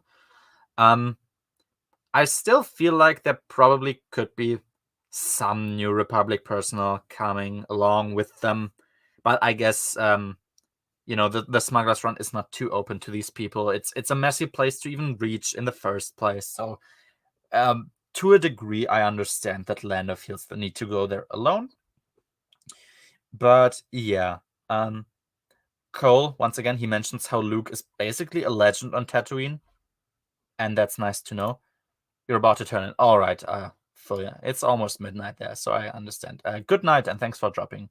Anyway, just thought for popping for a few seconds while reading something. Hey, that's cool. No, that's perfectly understandable. It's very late, so yeah. Thanks for joining anyway. And exactly, yes. So oh yeah, also R2, he kept annoying Leia, not Leia, I'm sorry, Cole a bit, because he repaired Luke's X-wing and he made him notice something that was in there. It was a detonation mechanism which had the sign of the Empire on it. That would have killed Luke if he flew with that. I was like, okay, that's pretty good for R2. It's weird. R2 gets a lot more proactive throughout this book, and it's good how he does. So yeah, I like that he did that. I did. I binged 40 chapters yesterday. It was painful. Yeah, even like I said, even if I love the book, like 40 chapters in a day, Jesus No, Christ. I left the call yesterday and said I gotta go because I have a depressing amount of chapters I still have to read of New Rebellion. I would have understood. It's awkward, but hey, there you go. That's quite the determination there. That's pretty impressive.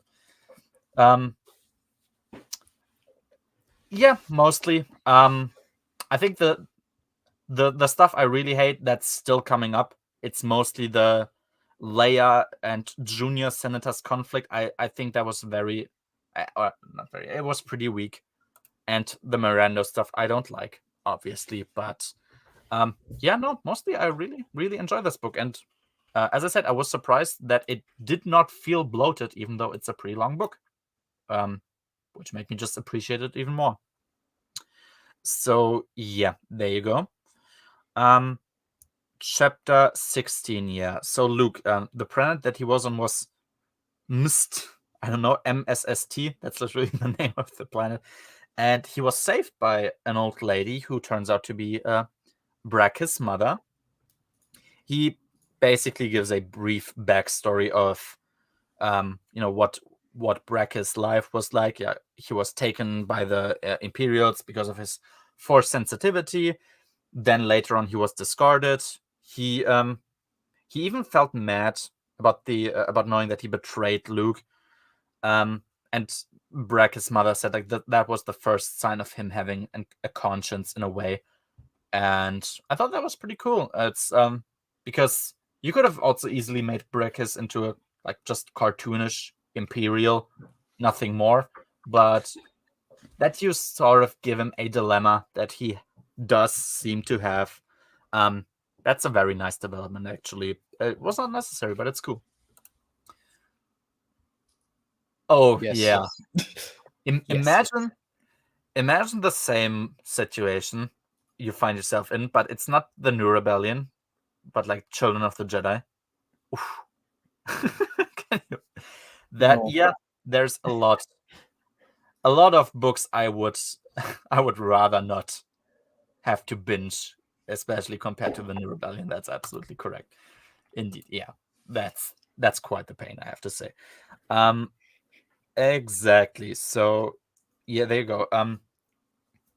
Oh yeah, something that did make me wonder is like why specifically he even went to that planet, but I suppose since Brackes was once a part of the Praxium, he probably just told him where he came from, and Luke remembered. So I was like, okay, fine.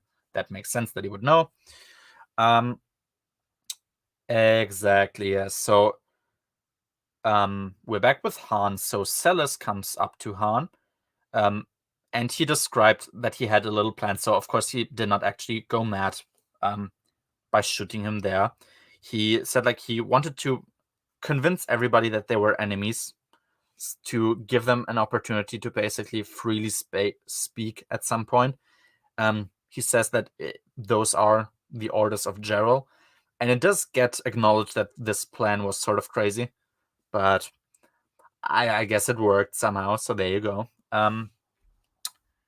Yeah, and he adds a bit of information about Gerald's story, mostly that a bunch of unknown people apparently have bought just piles of Imperial junk, like just old tech that's like broken, beaten up, for ridiculously high prices, and anyone who tried to learn more about who even bought that equipment for that amount of money, everyone who tried to learn that died, which is not good, obviously. And yeah, the connection to the bombings are still sort of unclear for now, but we built up a little intrigue there, and it keeps being built up, and I like that part of it.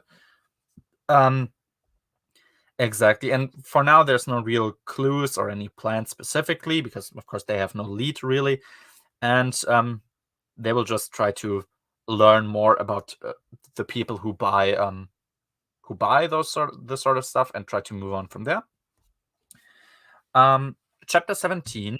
So yeah, once again, there was not a lot to say there. So Cole Fardreamer, he breaks into the place where the new X-wings are stored.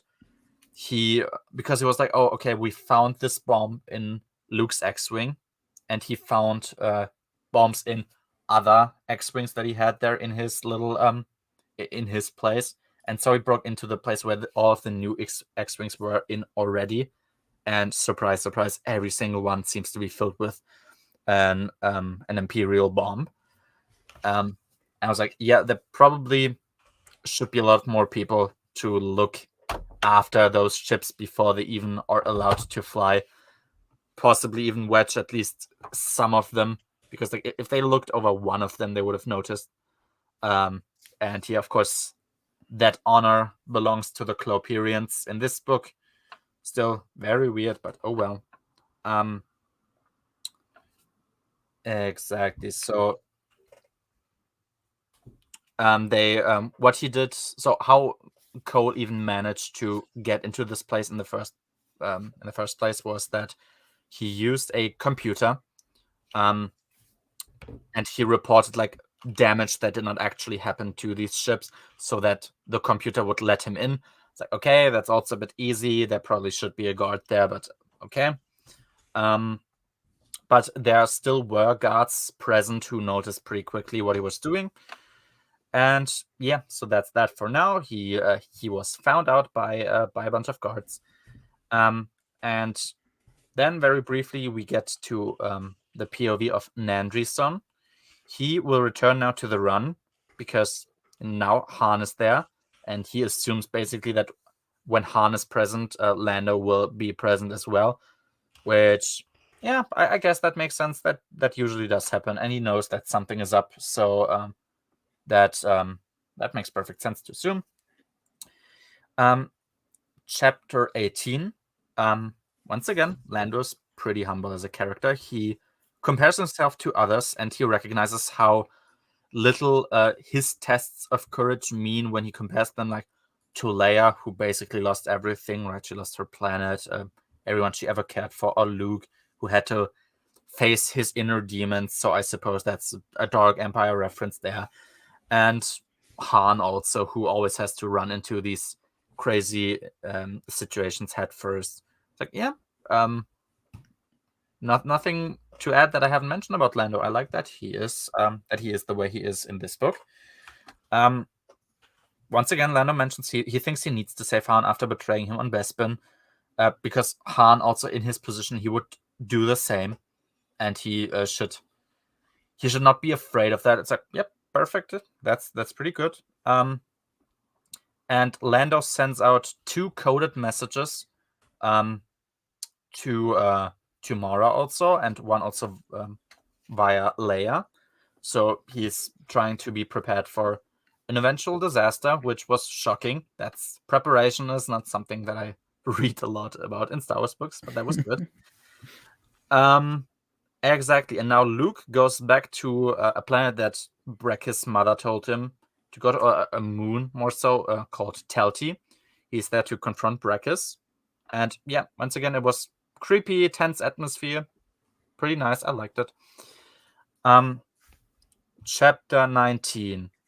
Oh, apparently, also new information. Apparently, the Empire has stopped building weapons. I guess they just have run out of resources and planets that would give them the ability to do so.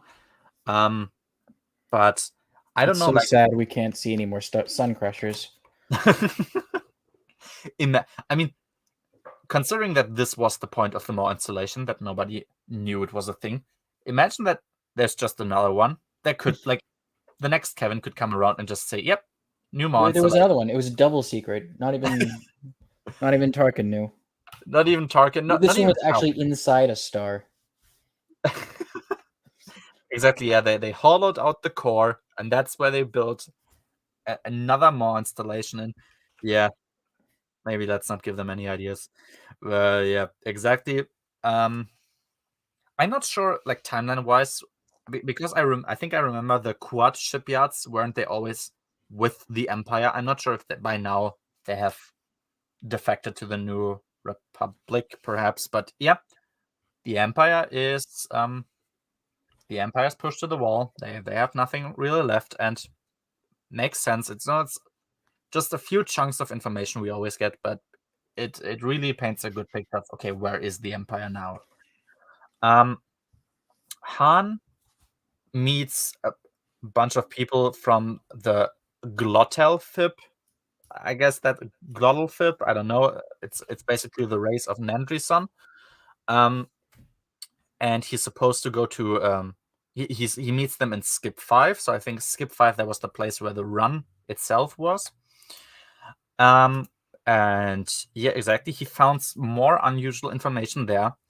Like, there's a bunch of stormtrooper armor being buried everywhere. And something even weirder is that there's a bunch of sand crawlers lurking around there, with a bunch of Jawas being present. They were brought there by the smugglers, who basically let them separate a bunch of junk that is lying around from stuff that is still working, and then they get it sold back to them for a pretty cheap price. It's like, okay, it's weird that it's once again sand crawlers and Jawas, because it always gives this feeling of that this universe is really, really fucking small, which probably shouldn't be. Like, oh, it's always somehow reverts back to Tatooine. But hey, in this case, it makes sort of sense, so I accepted that.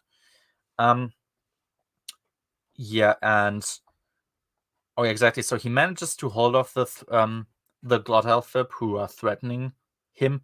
So Han does, anyway, so long until the Sandcrawlers reach them, which, at this point, because of course they are afraid that they can get run over, it gives them an opening to escape. Han is pretty cool throughout that interaction. He defends the honor of Leia and also himself. He is quippy, he buys enough time until he manages to get saved by a guy called Davis that we get introduced to now. But yeah, it was a pretty long chapter, but there was not a lot more to say there. So that's just it. Chapter 20. Oh yeah, a bizarre scene to me. I don't know what to think. That's sort of the meme that we heard about Brekis. So apparently, yeah, Leia once called Brekis one of the best looking men she's ever seen, and Luke agrees. And like, I don't even know what the context of this being brought up by Leia would be. And I'm not sure I even want to know, because why the hell does a married woman who should have a lot of stuff on her mind concern herself with that random shit? Like, oh, he's one of the best looking men I've ever seen. And Luke even agrees, which just makes it a bit more strange. But yeah, there you go. That's that. Brekis, so we get a bit of interaction there. Brekis actually blames his mom for what happened to him, because she seemed to have let him go to the Empire. To him, of course, it means that she never really cared about him. It is confusing that he doesn't feel the same hatred for the Empire, and Luke notices the same thing. So I guess it was deliberate that he didn't mention it. Maybe a bit of internal inconsistency there from Brekis' side. Of course, he's a bit fucked up in the head, so it makes sense, I guess. Yeah. Oh, yeah. Something that was also weird. There was a quote in here which said that Brekis was, quote, the only member of the Empire who held his own against Luke or like who won against Luke. That just confused me because I have no idea where that's supposed to happen. Like if that's also from some video game or I don't know, but that was like that sounds strange to me. That doesn't make any sense. But yeah, they have a fight. Luke wins the fight. He very briefly gets him to open up.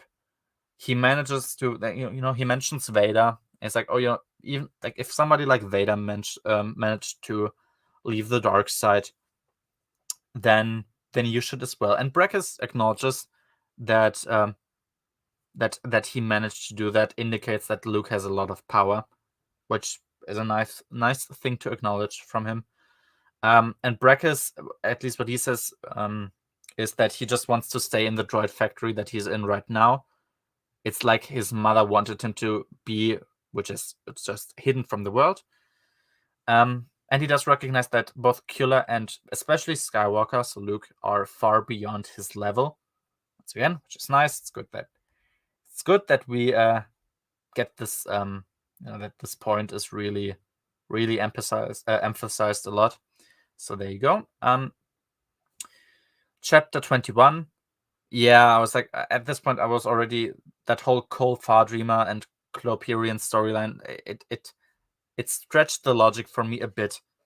So I was like, Luke's X-Wing really should only be worked on by like a hand-picked engineer, somebody he trusts, or maybe even just by himself. But yeah, this whole charade happening there and this whole bomb in the X-Wing thing happening there is kind of insane to me, really. But yeah, there you go. And Han, of course, Han was still sort of trapped there, and what he managed to do was escape by getting a speeder from the Jawas. He creates a diversion. He reaches the Falcon with Chewie, Davis, and even a bloodied Celis, who was still present. I was like, there's nothing more to say about that chapter, really. It was just a pretty fun, action-heavy chapter. Chapter 22. Okay, yeah, we get... Chapter 22, we get into the ridiculous part of this book now. And it's sad, because I really, really like this book. But we now get to see the most insane plot points unravel. So, first of all, it starts with something nice, which is that Leia is actually practicing lightsaber combat with a fencing droid, which is, hey, that's cool. Leia is actually a Jedi. I remember that. And I remember how she 3 or 4 times already determined that she really wants to become a Jedi now. That's great. So, we have a little fight going on, which starts pretty nice. So, there's a meeting, and there's a junior senator called Mado, and he calls Leia the last. Like, so she basically only can get late to the meeting, and also something very cheeky, let's say, of him is to sit on at the head of the table, which of course is not something you do. But it's not technically illegal, of course, to do all of these things, but they're not nice. Like it's of course not nice, and it's meant to be that way.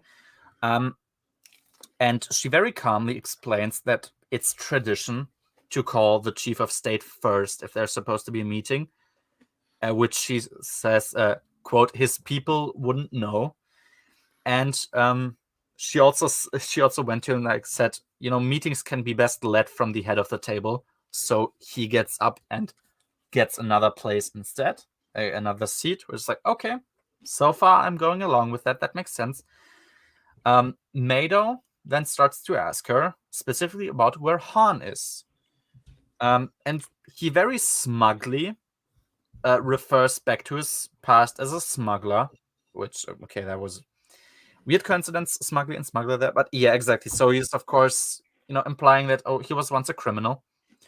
And Leia very nicely, in my opinion, responds back, oh yeah, my husband was a smuggler back in the day while you worked for the Empire. And there was like a moment of silence then when she mentioned that. I was was a perfect response because that piece of shit is fucking annoying, and he perfectly deserved that response from her. So, and now we get to the meme part, to the crazy part. So, what Mado and a bunch of people apparently have determined is that Han is the one who is responsible for the bombing of the Senate. Because, they have that message from Gerald referring to a big firework and Solo knowing and that he will apparently cooperate. Of course, that did not mean that he will cooperate with this, but oh well. He immediately gets scolded for even suggesting that because, and I quote again, maybe in the Empire these games were popular, but in the New Republic we work with respect, not baseless accusations. I was like, I mean, that's actually not quite true if we look back on the history of the New Republic, but it's what the New Republic is supposed to be, so I accept that. I was like, yeah, once again, perfect response, and it's also perfectly fine that she doesn't play nice with him and she doesn't try to stay polite with him. Because cordial for the sake of cordial. Exactly, because there are some people who do not deserve that and who do not merit you being cordial to them. So you give them back what they dish out. That's pretty easy, pretty standard, and very, very well written. Leia, once again, she's pretty fucking sensible in this interaction. She asks and once again, quote, which proof is there for any of this, like any information about this being even authentic, actually from Han, and actually even referring to this bombing. And what she gets accused of now is that she apparently can't stay objective about the topic and that she should not participate in the meeting. She kind of like, she and Luke are force sensitive and would know specifically if Han was a traitor. I mean, sure, I understand that is not an argument for a senator because they can't feel the same, but we know it's true, obviously. And yeah, all the other senators seem to believe Mado. And they actually believe Han could have done this whole thing, and they want to order his arrest. And I had my second little melt. I mean, this was a bigger meltdown, to be honest. I was so fucking furious when I read that. It's like, how the hell did we reach this position? Every single fucking book, like I counted down, like no single exception, but Zahn, Stackpole, and Alston. I think like every single book, the New Republic gives me a reason why I should fucking hate them and want the Empire back. Every single time, it's like this was insane to me. Like, and Leia even mentioned all of this. Like, so the writer knew, like, hey, what evidence do we have that any of this is authentic? Like, I could have made the same thing yesterday. Like, why do we know that? What verification happened that we know that it refers to this bombing and specifically Han being in for this bombing as well? That it actually is from Gerald, and that actually, Han even like that it is even the truth. I mean, somebody could just write that, and it's not the case that Han agreed to anything. But yeah, so feels like we're skipping steps constantly. Yes, a lot of them. Like this. I mean, sure. So the New Republic is, it works as a democracy. I get all of that. It has a parliament. These people are supposed to actually have power, and things get discussed, and they can get ugly and all of that. But this amount of internal strife just makes no fucking sense to me. I don't get that, really. And yeah, Han is now more or less guilty, basically, and they're gonna try to arrest him. Of course, he's not present. He's not gonna get arrested. But yeah, that's what their plan is.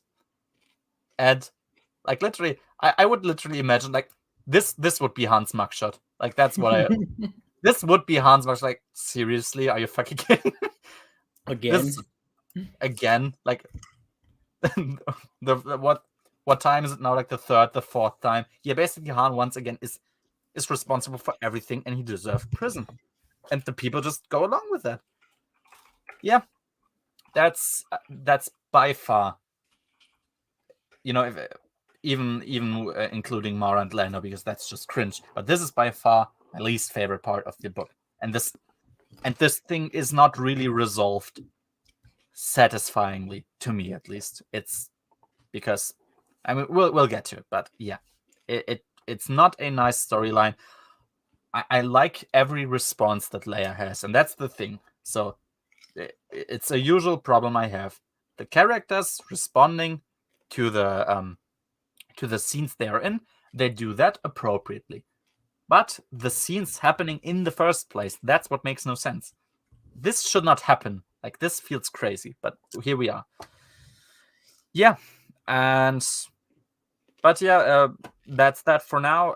We are very briefly back with Lando. He has just some fun banter with the people from Skip One, so from the Smuggler's Run. But then he gets captured to get brought to Nandrison, of course, who has the bounty on him. So that's that for now. Chapter 23. Oh, we get something that was very interesting to me. So we have a mention about that, being a villain is pretty fucking expensive, and that it costs a lot of money to make all sorts of weapons, and that Kula, he has looted a bunch of treasures, obviously, from the planets he's conquered, and he needs to sell those to fund his plans. It's like, oh, yeah, that makes sense. Weapons are expensive. And yeah, otherwise there was really nothing more to say. So R2, in the scene before Cole Dreamer gets arrested, very briefly, R2 manages to send out an emergency call before he got shot anyway, and 3PO managed to receive that one. And Killer and Brackis talk about, Luke, and also how Brackis can stay on Telti where he wants to stay. And yeah, there's multiple admissions of how strong Luke is, which I always like. It's good that we get reminded of that. And and yeah, I was generally just impressed that the book has a lot of reverence for him. Because I'm like, yeah, Han gets fucked over once again by this book, but both Luke and also even Mara to an extent, but her a bit less so, they get treated generally pretty well.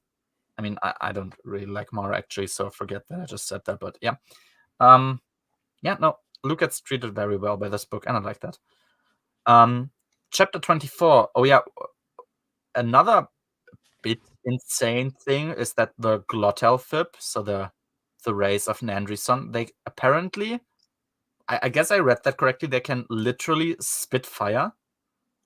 Like, they just can. I guess, I guess Okay. a species in the universe, I guess, would be able to do that. Yeah, from the descriptions I got, that there were supposed to be amphibians and not necessarily reptiles. So it's like, I don't know, if you want to do a dragon, maybe that makes more sense. But there you go. They can spit fire. So cool, I suppose. Yeah. So Han and and he has a team for now, so a bunch of smugglers, and they get rid of Isnar, who is the assistant of Nandrison. So he's standing in his ship, and Chewie, very slowly, while nobody's watching, he manages to push his claws into a part of the Falcon, and he then manages to rip it down so that it buries Isna beneath it, and of course it's metal. Isna tries to spit fire. Of course, it starts to heat up the metal that is laying on him, which immediately gets him to hurt himself. It's like, oh, okay, that was cool scene there. So yeah, it was Han, Chewie, Davis, and Celis who are present at that moment. Yeah, exactly. So yeah, this Davis guy, he just randomly appeared to save Han, and Han immediately has this intuitive thought, like, to not trust Davis, and that makes perfect sense. Because before Isna can get killed, so Han lets him go and escorts him out of the Falcon, at gunpoint, and Isna tries to tell Han who's controlling the money flow. like that people just get kidnapped over or like shot over. Before he manages to tell that, he gets killed by Davis. He generally just lies to him about various things and isn't quite honest about why he's even there in the first place. Why he knows anything about Han or what Han could possibly need him for. And the thing that he can't is like, oh, it's common for glottal fib to like make you believe that they are very injured and that they need help, and then try to get an advantage over you. But yeah, he immediately killed him before he got to say that, so it's like, that seems sort of suspicious. So there you go. But yeah, I think he just leaves him behind there. So I think at least it was at this point, maybe it's later. So, but yeah, exactly. So Nandrison, he of course got Lando delivered to him. He tells Lando about an upcoming armed rebellion against the New Republic. Yeah, and what apparently what happened, and that starts to give us a bit more context in regards to Kula, that they did not react to a cry of help from the victims of the Jehar, from Almania, so where Kula was. Apparently also because it was a local conflict, and the other reason was like at the time of that happening, I think there was the Black Fleet crisis happening, so all armed forces were focused on that. Exactly, and yeah, I mean, Nandrison, he gloats about that, all of that happening a bit, like it was a bit cartoonish, but okay, he's just in there for his personal feud with Lando, so sure. And yeah, so of course he wants Lando not only to die but also to suffer. So what he does is he lets Lando swim in the water that he lives in until he will die. Basically, either until he will try to escape and be, incinerated, or until he has no energy anymore and drowns. And Lando needs to figure out how to escape. So I'm like, okay, that's sort of cool. Chapter 25. Yeah, so 3PO got the emergency call from R2, so now both Wedge and also Leia arrive at the hangar to help Cole.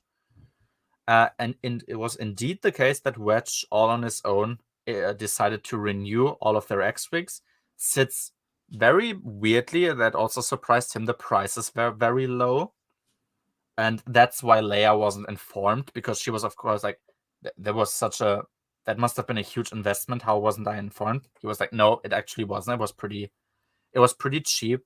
So okay, you start to see that the dots are connecting, how all of this leads together, and that's actually kind of cool to see that.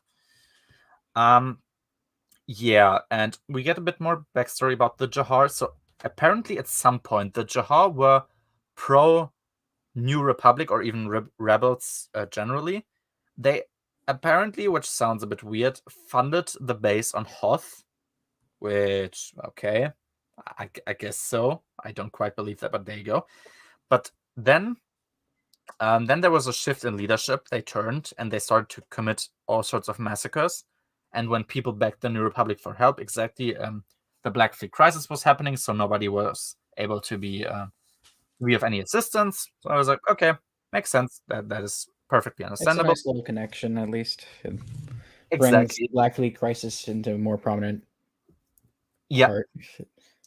Prominence, I guess, is the word. Exactly, because otherwise, if they just ignored it, it would have been pretty stupid. And yet, it gives more credence to the fact that the Black Fleet crisis was supposed to be a very big thing. Was chaos, and all armed forces that were under the control of the New Republic were focused solely on that and on keeping their system safe. So yeah, it gives the Black Fleet crisis a bit more influence, which is good. Like, that's a perfectly nice connection there. Oh yeah, but it made me realize something else, which is that, while Luke was screwing around with Arcana for no real benefit, he instead could have helped Almania especially since he suspected there was a possible connection to Breckus, because he left the academy right when the change of government happened there, apparently, and Luke noticed that. So I was like, oh, so you sort of knew that there was something going on, and you went with this girl instead. Yeah, that's pretty sad, actually. That's not good, but oh well. Yeah, I think for the purposes of this, it should have been better that Luke didn't know anything about that, because that's not good. That's not good for Luke that he knew that and didn't do anything, or that he at least had he suspected something was going on. But yeah, there you go. So Luke now, of course, he knows that Almania is where he needs to go, but he goes to Peter first. He calls no reinforcements because he only senses like 10 people on the planet, which is not that smart, to be honest, but still the atmosphere of the place is very nice. Of course, it's still this deserted planet there. But now the bombs in the X-Wings, they work like that if you have a specific combination like of buttons, let's say, that you press in there, that's when the bombs will detonate, and Luke managed to set the bomb off and it explodes, which that's also not quite good, of course. Chapter 26, once again, what I mentioned before, Bosk failure. He actually defends Leia's honor and says that accusing her of planting the bombs in the X-Wing, which is something that happens as well, because Leia, of course, brings that to the Senate, and they accuse her of perhaps doing that in the first, like, oh yeah, you did that probably. And Bosk's like, yeah, that's pretty inappropriate to accuse her of doing that. It's like, oh, hey, there you go, failure. He's the nice guy in this. I can appreciate that. And Mado does another very great thing. He announces another vote of no confidence for Leia. So, yeah, the second one. We had one in Black Fleet Crisis already. Now it's the second one. I was like, this entire faction is basically a broken record. They keep doing the same mistakes and they don't get it. But yeah, there you go. That's the plan for Leia, at least for now. And the reason for that vote is, first of, the accusations to Han, which was supposed to be a secret thing for the Inner Council. Like, only the Inner Council was supposed to know about that. Failure, at least, what Failure at least does is that he says, okay, the next time you're starting to leak that, because, of course, like, there was this question, this is the reason for the vote of no confidence. But wait, how does the Senate even know? Because we're in the Inner Council of the Senate, and this was supposed to be secret. And then they are like, okay, we're going to accept that, like, for now. Next time you do that, you're out. It's like, no, you probably just should fucking eat them out immediately. Like if you say this is secret and they just don't respect it, like, there's no second chance. Like, it's over. Fucking get them out. But no, they don't. At least Failure does something, which is, okay, the next time, and people agree, so that's something at least. But yeah, they should absolutely press these guys on leaking that information. And we had that in Black Fleet Crisis as well, where it's apparently legal. In that case, it was Failure, funnily enough, who leaked information about Yevitha to the press, which I guess is also legal, even though it's confidential, but oh well. Yeah. I was like, yeah, this is something that probably deserves an arrest, because that doesn't sound correct. But yeah, and the only justification they have for them is, we are new, we didn't know the rules. Like, that's bullshit. Fuck off. But yeah. Why wouldn't they know the rules? Well, I'm sorry. I said, why wouldn't they know the rules? Yeah. Oh, because they're new. Yeah. That's the entire reason. We're new. We don't know. They would have like a handbook or something to fill them in. Like, how to be in the Inner Council 101. Read that. Take a few hours, and if you don't know the stuff, you're out. Fuck off. Like imagine you're in the board of directors of some company. It's like, oh, I don't know the rules when you start leaking out information to everyone. Like, of course, that's not happening. Jesus Christ. But yeah, they have to accept that for now, sort of. Oh yeah, Mado starts to basically cry about being accused of doing all sorts of things, while he gets to hurl out the same thing towards Han and also Leia with no consequences. And I was like, yeah, just bring back Palpatine.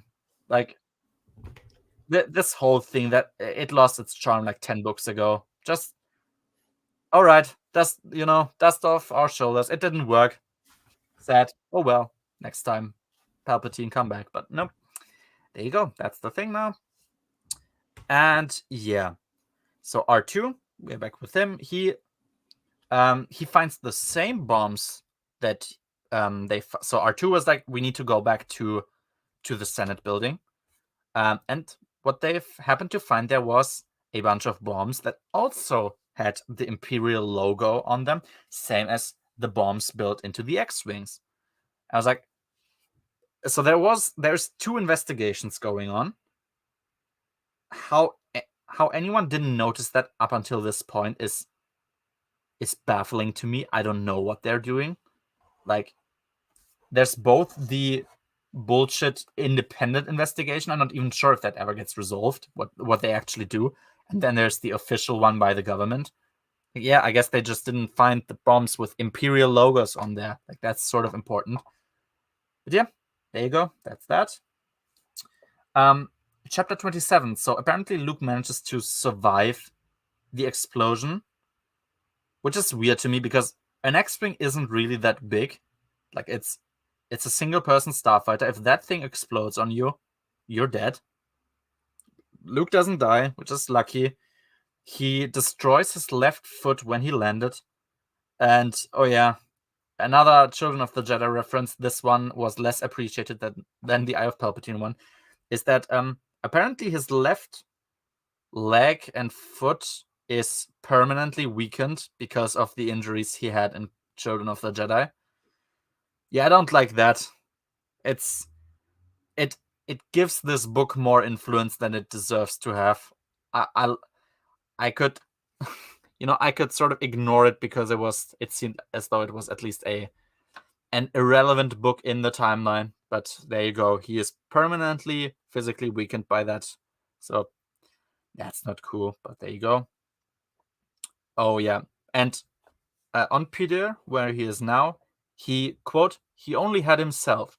Even on the Eye of Palpatine, he had Callista. Just cringe. I don't like that. But yeah, otherwise there was not a lot to say for this chapter. Still, like, the planets, all of them have nice atmospheres. Oh yeah, Lando, of course, he flew to Skip 1 with the Lady Luck, and the douchebags there started to like already take his ship apart because the fact that he was brought to Nandrison to them means, okay, this guy's dead, so now we just get to take everything.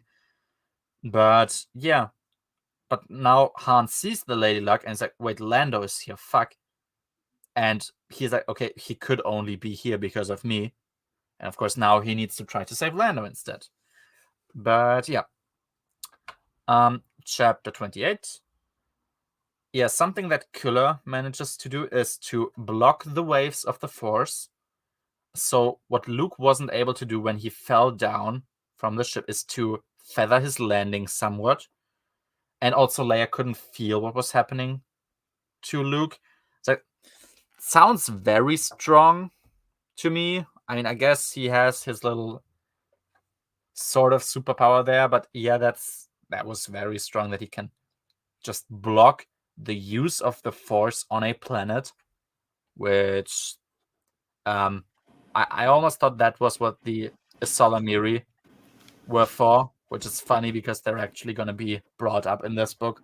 But yeah, that was very strong.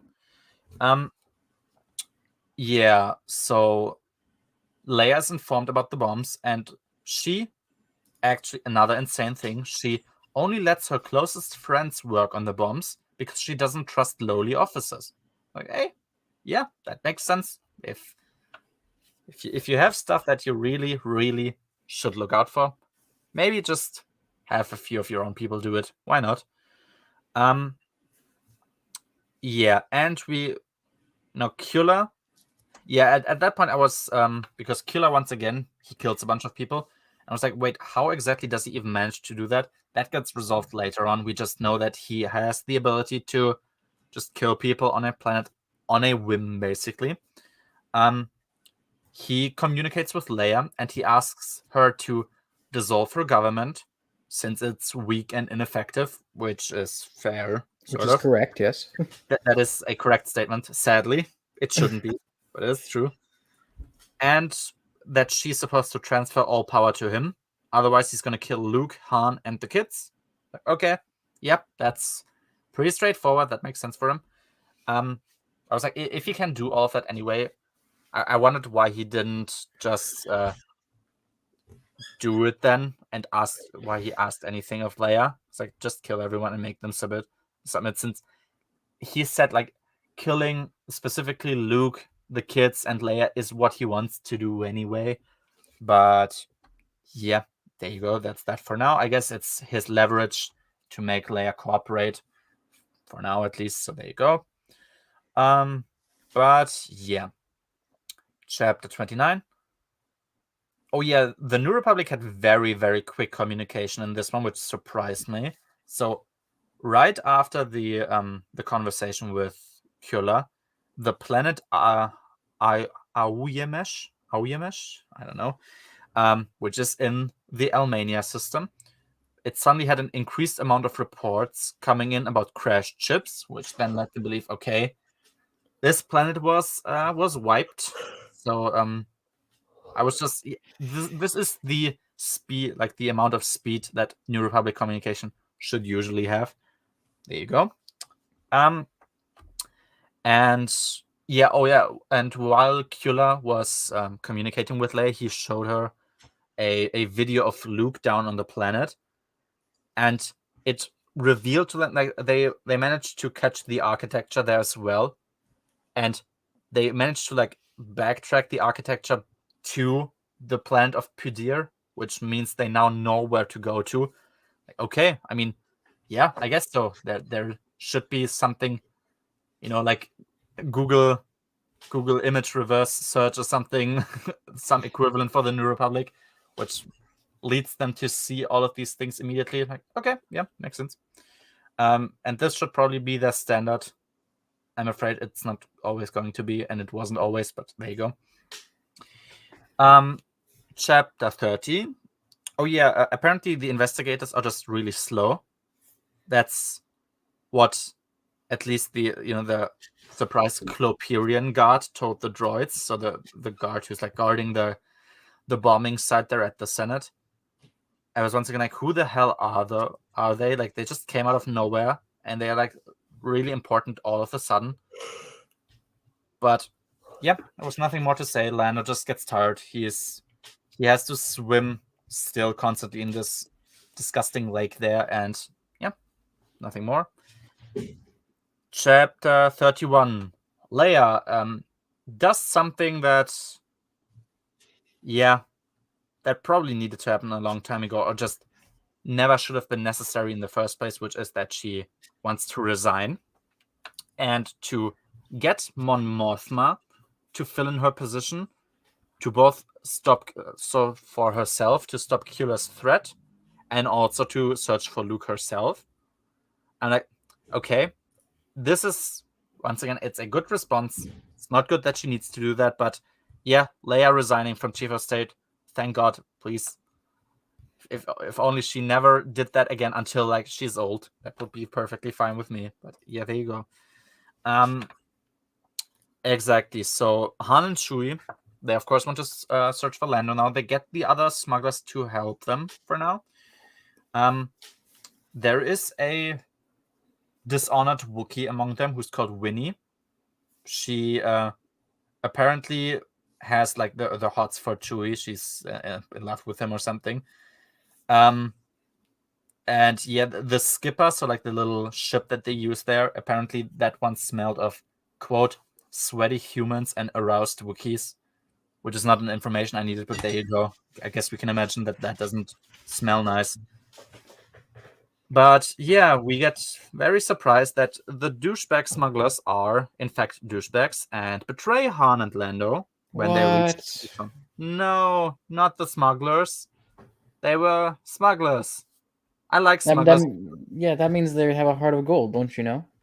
Exactly, yeah, because I remember Han from the movies, and that's I like smugglers, but oh no, they are assholes. And they betrayed them. Yeah, that happened.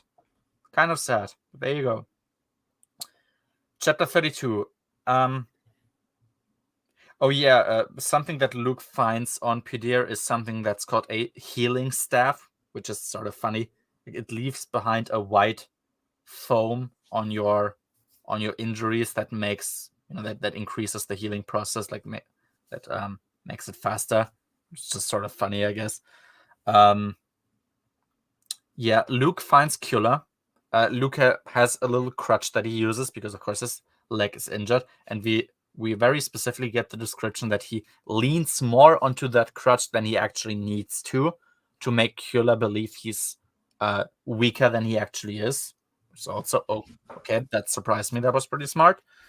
In general, their interaction was nice. So yeah, Dolph is actually the name of that guy.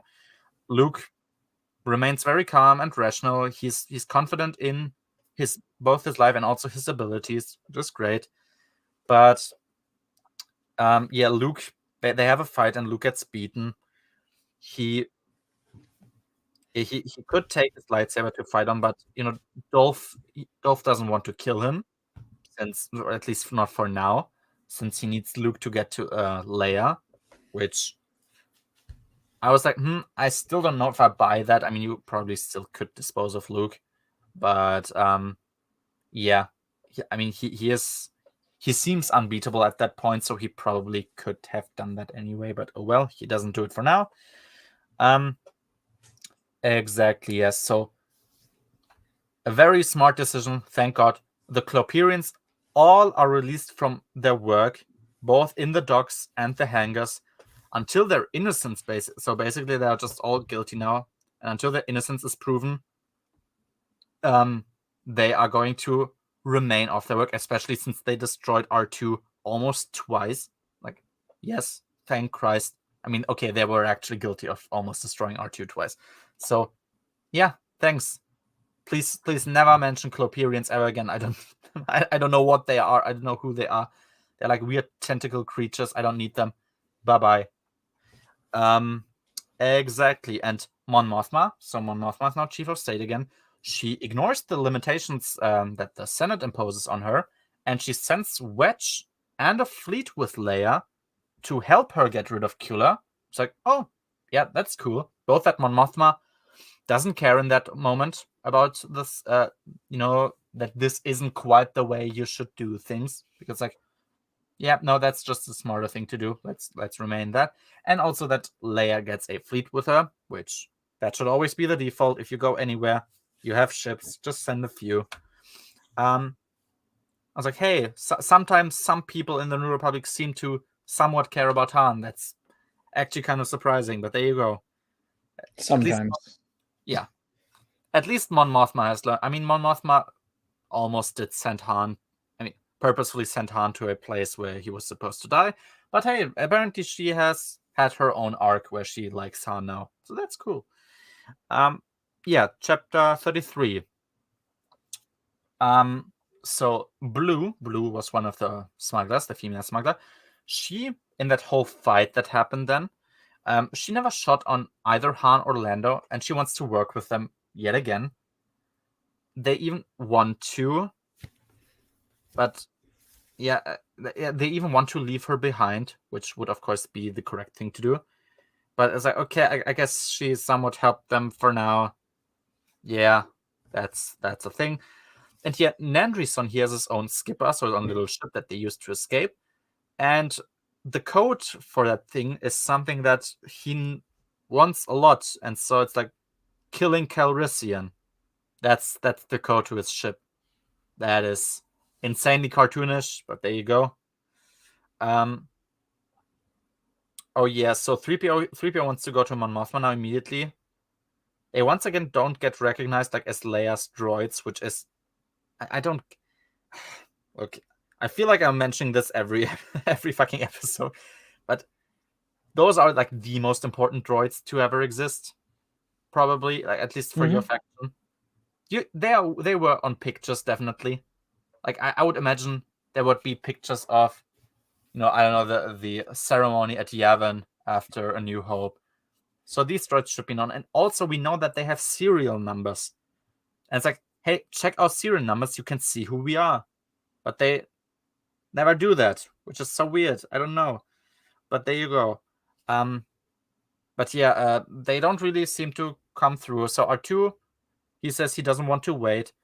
And he immediately goes to find a ship which was confiscated. And he tells Cole and 3PO he wants to leave for the place that the bombs are from. Okay, R2 still, he's a very proactive character in this book, which is great. Chapter 34. There was, again, nothing much to say here. Leia's pretty nervous about meeting Kula. And she, and you notice that because she herself describes, like, in that moment when she starts to get nervous, she's reverting back to her old tics. And it's like, yeah, that's a nice way of describing that. That's cool. And here she also seems to feel basically like the pain that Luke feels as a sort of phantom pain as well, which I like a lot too. And yeah, we are back quickly with Luke, and he's caged together with a beast. He's not restrained, but he is without a lightsaber. So he remains calm in there, which is good. But yeah, it's once again like, okay, apparently you couldn't kill him because you needed him for Leia. Now you sort of do want to kill him, but you let him in there with this beast, I guess, to make him suffer or something. Yeah, it's just the most ineffective way of just disposing of somebody who seems to have usurped his purpose, like to have exceeded his purpose. But yeah, there you go. He is alive for now. 35. It's good at least that Killer wants Luke to be guarded by at least 4 guys. That's what's mentioned here. Though it also did make me wonder, why not just restrain him? Like, I guess he wanted him to struggle or something. I'm not sure. But yeah, he wasn't restrained. Cole tries to contact all sorts of guys, like, to get help without any luck. But since 3PO, he does still have the personal codes of Leia, basically. They will use those, like, to basically leave on a ship of their own instead. Which, okay, that makes sense that 3PO would have those. Chapter 36. Han and Lando, they have a pretty great conversation here. Lando tells Han that, basically Han never belonged there in the Smuggler's Run. And everyone knew that he didn't belong there, and they hated him for it. Because actually profit was never really his number one priority. He actually cared about people and their lives. And that's why he also never left Chewie or Luke behind. And even Lando, he said he felt ashamed. And the others despised Han for making them see how basically meaningless and irrelevant their lives were, which was, that was a cool scene. It's nice that even though all of them were basically dicks, they get this. And Luke is still in that cage. He manages to fight off the creature smartly enough, so he's like thrown into its maw and just played around with, and he damages the inside of his maw, and he also uses a splinter to against the creature's paw. So that's where he gets a little advantage there. And he remains calm throughout that, which is good. Chapter 37. Han is not gonna take Blue with him, which is good. It's also really acknowledged that, whenever he has these moments where he might think of, the good old times, he actually just thinks about a romanticized version of what his past supposedly was, but he doesn't think about the actual reality of what he went through. And that's good because that is something that was accused of him, that he was accused of in the past. So it's good that it's like, yeah, no, he knows it's romanticized. That's yeah, nice. it's just the good old days, but he doesn't want to actually return to the old days. He recognizes that was shit. And yeah, exactly. Romanticized version, nothing more. That's it. He loves the possession he's in now and he wants to remain there, which is very good. He doesn't want to like go gamble the Falcon away or something. Just like off the top of my head. You know. Gamble or like go drinking with his buddies on a imperial prison planet. You know, that's just something he would not want to do because why would he? He's happy with his life as he leads it now. Just random examples we found there, I guess. So we don't. I mean, thankfully they didn't never happen, so that's good, of course. Yeah, there you go. Yeah, this time another. So we get a bunch of stolen droids, which are on skip 1. They were stolen from Coruscant, and all of them start to explode. They kill, of course, a bunch of people. Among them also was Davis. Apparently, they were set up by Kula. So like the smugglers were set up by Kula so that Han would trust Davis, and that he would follow him to a deal, so he could follow the money back to Almania. And yeah, Davis was left behind before. He was like trying to convince Han, hey, you really need to take me with you. You need me. And Han was like, yeah, no, stay outside. Bye-bye. And in the end, yeah, he also was with the enemy. So Han had a good instinct there. Blue keeps saying about Killer, which is really insane to me, that he isn't a bad person. And it's like, that's really rich coming from her, because he is responsible for supposedly her loved one, who is Davis. That's also sort of a surprise here, being dead. Like that's just his fault. There's no other one who's responsible for it. That's Killer. If that happened to you and you still believe he's not evil, then I guess you're just fucking insane. I don't know. Yeah, but Han of course wants to leave now, but what he does instead is he immediately, he starts organizing the injured people being saved, and he tries to find them medical attention, which again, it was nice and in character. Chapter 38. Yeah, so these droids, of course, they were Killer's weapon. The ones who exploded on Skip 1 were supposed to explode in the fleet itself, but of course, since the smugglers stole those droids to Skip 1, that's where they exploded instead. Which, that's kind of lucky, but there you go. That's what happened. And yeah, he has of course a remote control basically. And yeah, Leia gets a coded message that all droids are dangerous basically, and to deactivate them, she gets this message from R2, and it's she acknowledges that it could in theory be fake, this message, but she's like, it's highly probable that this actually is the case, and so the order will get followed through. So all the droids on the fleet with which they are gonna get shut off. And yeah, and what I can say also specifically about the ending now, since we move towards it, is that Leia's becoming very proactive. And this is the place where I actually wanted Leia to be at this point, like already, that she actually is a Jedi. She's going out there. She's trying to help Luke. She's engaging in combat herself. That's actually what Leia needs to be. Leia does not need to be chief of state now. It's far too much in too little time. But yeah, there you go. I really like that. Yeah, and so yeah, a guard was ordered to keep an eye on her because, of course, she formally holds no position anymore, and she's not allowed to actually order people. But still, even though she has no power to order anyone around, at that moment where she's like, let me leave alone, let me go there alone to Luke, he accepts it, the guard. That was just sort of a nice touch. Even if she has no power, people acknowledge that this is the Princess Leia.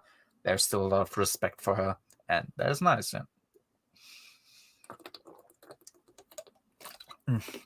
Hydrate. So, what? I'm sorry. Hydrate. Yeah, hydrate. Fucking spoken for a long time already. Chapter 39. Yeah, now Cole meets Brachus, and even he thinks of his he thinks about his attractiveness, which explicitly isn't something that he usually notices. He's just that hot. He's just that hot, I guess. Yeah, and I think you were gone for that section where Luke remembered that Leia also once mentioned that Brachus is one of the best-looking men she's ever seen in her life, and Luke agrees with it. Like, so it's like when Han talked about Cray being really, really hot. So.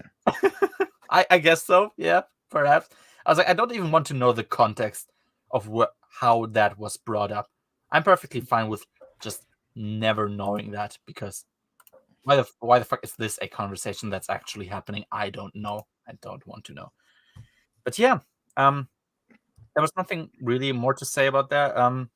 Yeah, it was pretty easy for Cole to get to meet Brachus alone, which sort of surprised me.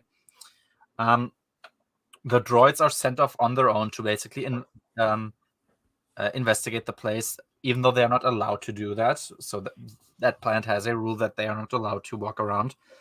And Cole says that basically, if needed, they should just sell him out and try to save themselves, which is also a nice thing, since Cole did basically worship Luke Skywalker. It makes sense that he wants to try and be heroic himself there and make a sacrifice play if needed. So that's good. Exactly, yeah. So chapter 40. There was not a lot to say here as well. Leia lands on Almania. She takes both a lightsaber and a blaster. I don't know. I just like that. It's a random thing to like, but I like lightsaber and blaster combination. Yeah, and she kept the Alderaan, so that's what she flew with, and she initiated a self-destruction mechanism.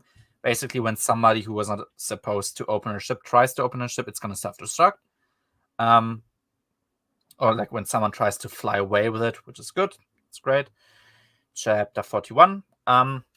Also not a lot to say, which just showed his pretty great military experience there by, he was recognizing that 3 modified Victory Star Destroyers, which started to attack him, so they are from Killer's fleet.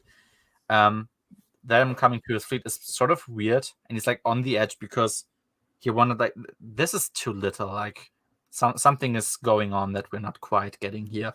He seems to make a plan already, which is nice. He also defends the honor of Leia, so somebody again mentions that she holds no formal power, and what she says actually should have no relevance. It's specifically about deactivating the droids, and he does. So Wedge is like, nope, they're gonna stay deactivated, but if you manage to somehow use them without activating them again, then do that by all means. But we will honor Leia's words. That's cool. Yeah, there you go. Chapter 42. Once again, Han and Lando, they have a pretty great scene. Han says that Lando is a pretty great friend, and Lando says he himself, he was not better than Blue was at a point, and that he sometimes is jealous of the life Han has. It's like, oh, once again, it's a pretty touching scene. I think the Han and Lando friendship, which I guess was sort of ignored or actively turned into a hostile relationship in Dark Apprentice, let's say, that actually gets brought back here very nicely, and I like how they did all of that, like Lando being alone, how he wants to save Han immediately, Han doing the same for him as well, and them interacting together. It's just great overall. And yeah, we're back with Luke. Luke manages to befriend the Thurnby. So the Thurnby, that's the monster that he was caged in with. It's a monster that also, it's a being that also communicates telepathically. And it signals to Luke it has been a prisoner for a very long time. it longs for freedom and the sunlight, etc. It's like maybe that's a bit of a trope. I don't know, but I sort of like that. And yeah, I guess there you go. There are other animals that can communicate in pictures. So there you go. Exactly. So Luke gets help so the Thornby tries to help him outside, and he wants to get the Thornby to escape as well. He gets caught by guards before he manages to do anything first, but then he actually uses his broken foot, even, which was pretty cool, to push down a handle that immediately opens the door, and he creates a very strong wind from the back of the guards, which immediately pulls all of their weapons out of their hands. And the Thornby escapes, and he kills them all, and he's gonna help him. Like, yep, pretty cool. It's actually good because that's also something I always notice when a force user fights a normal blaster user. Like, you could probably just pull that thing out of his hand, and usually there's no real reason given why they don't immediately do that. And here Luke did, so that's good. Chapter 45. Yeah, Han brings all the injured from Skip 1 with him onto the Falcon, and he goes to a planet called Rhea. They accept him as like, oh, okay, you're the husband of the Chief of State. Though by now, since Leia isn't Chief of State anymore, I feel like they should know that as well. Maybe it's like a thing with how U.S. presidents also are being kept called president even though they aren't active anymore. Maybe it's just that thing. I was like, Maybe I don't know. Maybe everyone's just assuming she's going to go back. Perhaps it's also just that. Yeah, it is the Princess Leia, so it's understandable to a degree. So I didn't criticize this one too much here. He needs to. Of course, they're like, well, who do you have on board? It's like, well, smugglers. They are not quite the most honest people around, and they demand of him that he vouches for their honesty, which he does. It's also good, and nothing negative happens, so that's also nice. Han gets a pretty scared message by Anakin, and that whole thing just was nicely done. Han is sad because Anakin, mentions that he tried to contact both Leia and Luke first, and of course he's more so sad that they tried to contact Luke, but he understands that with this whole Force thing, he can't be really of any help, so he moves on from it. There you go. So the Imperials in the Senate, we're back with those. They want to accuse both Leia and Han of high treason, which is very nice. And yeah, what I already wrote down here, because I almost suspected it was going to happen, and I guess it didn't quite happen that way, but still it was unsatisfying, is that I was just waiting for them to be like, oh, we're gonna make like a switcheroo at the end. Oh, they were just nice, and they were worried in their own kind of way, and they're also all just good people. It's like, no, that would have been just horrible. So, because the problem is, of course, Leia has these doubts about herself, whether she's just very, very distrustful of the others, like of the former Imperials, and whether she can't move on. But it doesn't help that every former Imperial that we get in the Senate is actually just fucking evil, like actually cartoonishly evil, and they try to block Leia and to insult her with every chance that they get. It doesn't really help them to make a case that this is a good idea. So, it would have been more satisfying as a conflict if there were actually nice former Imperials who just want to do a good thing, but all of them actually aren't. So that's not good. Yeah. But there you go. And Han calls back the kids, and he has a pretty touching and encouraging conversation with them, especially with Anakin. And yeah, it's almost heartbreaking in a way. And I was like, yep, this is probably like one of the best Han being a dad scenes that I can remember. Just him calling the children, being like, "Hey, we're gonna defeat the bad guys. We're gonna come back. Don't worry, it's all gonna be good." And that was just generally nice. Oh yeah, and so yeah, 3PO and R2, they were on Telti as well, together with Cole. And R2, like in trying to escape, he managed to find a bunch of astromech droids who are not used anymore in like a storage room, and he gets all of them to follow him. I was like, they were described to be there like for a very long time, so I wasn't sure whether they should even have any power left. But there you go. Yeah, it was pretty fun. They all just start to march with him, more or less. Chapter 46. So Han calls up Talon Card. He makes a return again, and he asked him to organize a Salamiri for him. And I was immediately like, oh yeah, that's actually very good, a very good idea and very smart, because they are insanely useful, and especially our heroes know all about them. So yeah, they should probably, whenever there's a force user threat, the Isalamir should be some factor in some way at least. Yeah, and Mara also will come along, since, quote, it's in her interest what happens to Skywalker. Okay, that was a nice scene. I guess I like that mention there. Han actually has a bit of interaction with Mara, and he thinks to himself how he probably will never trust Mara for her past fully, and also because he is less nuanced about thinking of those sorts of things, so he can't trust her. That's not in his character. Like, okay, I mean, I like Mara, but I understand where he's coming from. That's perfectly reasonable for him.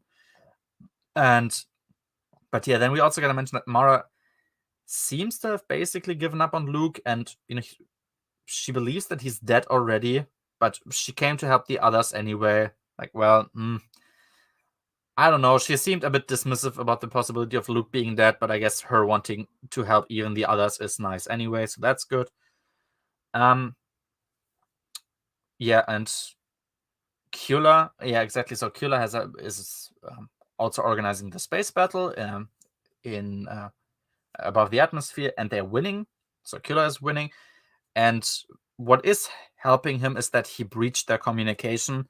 Like, okay, we got no real explanation how he did that, but the book says he did, so I guess he just did. Chapter 47. Oh yeah, we get an interesting connection that I didn't expect we would ever get. So if you remember, I think it was in Jabba's palace, right, where there was like this droid who is basically responsible for torturing other droids. Like, he was the one who burned the feet of a Gonk droid or something. And we actually get a connection to that because its next version is in Bracke's factory. And I think there was like a brief callback to that scene in Jabba's palace there. So I was like, oh yeah, I guess that happened. That's cool. So yeah, Cole is brought to this droid to be tortured by him, but then he has a plan to escape, and that plan is a bit weird. So Cole tells the droid, and I quote, "Do you know your claws are pressing against my erogenous zones?" The droid is sort of baffled by that sentence. He lets him go, and then he tries to run, which was, I guess, a creative attempt to say the least.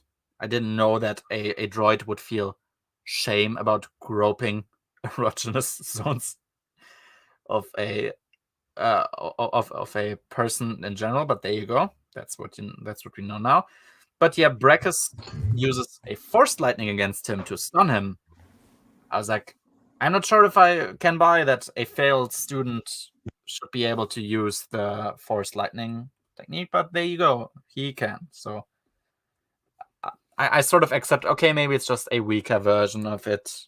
It's not as strong as Palpatine's, and still I wouldn't quite buy it, but oh well. Fine. Fair enough. Chapter 48. So Han now arrives at the scene. He gets caught in a tractor beam. But in the last minute, Card actually comes with him and he saves him. In the last minute, not a lot to say there. They just have a solid action scene there and some fun banter. And R2 and the Astromechs, they managed to get to 3PO and actually save him as well, using basically like a smoke grenade. So they are just blowing smoke everywhere, and that's how they escape, because nobody's seeing anything anymore. And even 3PO. So 3PO was abducted by these. They were called gladiator droids, and even he managed to briefly hold them back, which was quite cool. But then he was taken in anyway, and he lets himself fall over to against the gladiator droids to give them an advantage. It was kind of funny, just that the droids seemed to fight there in a way. Yeah, I wasn't sure how believable that was, but it was. Yeah, that's really it there. Chapter 49. Oh yeah, Luke has an interesting thought. I actually just remember that one, which is, quote, Callista would have given Kula a good fight even without the Force.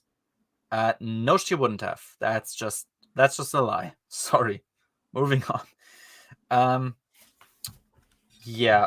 Oh yeah, Luke is starting to have self-doubts again. He wonders whether he actually failed Dolph because he tells people about the dark side, and this constant focus of him of warning people about the dark side. He wonders whether that is something that gives some students the push to follow the dark side in the end.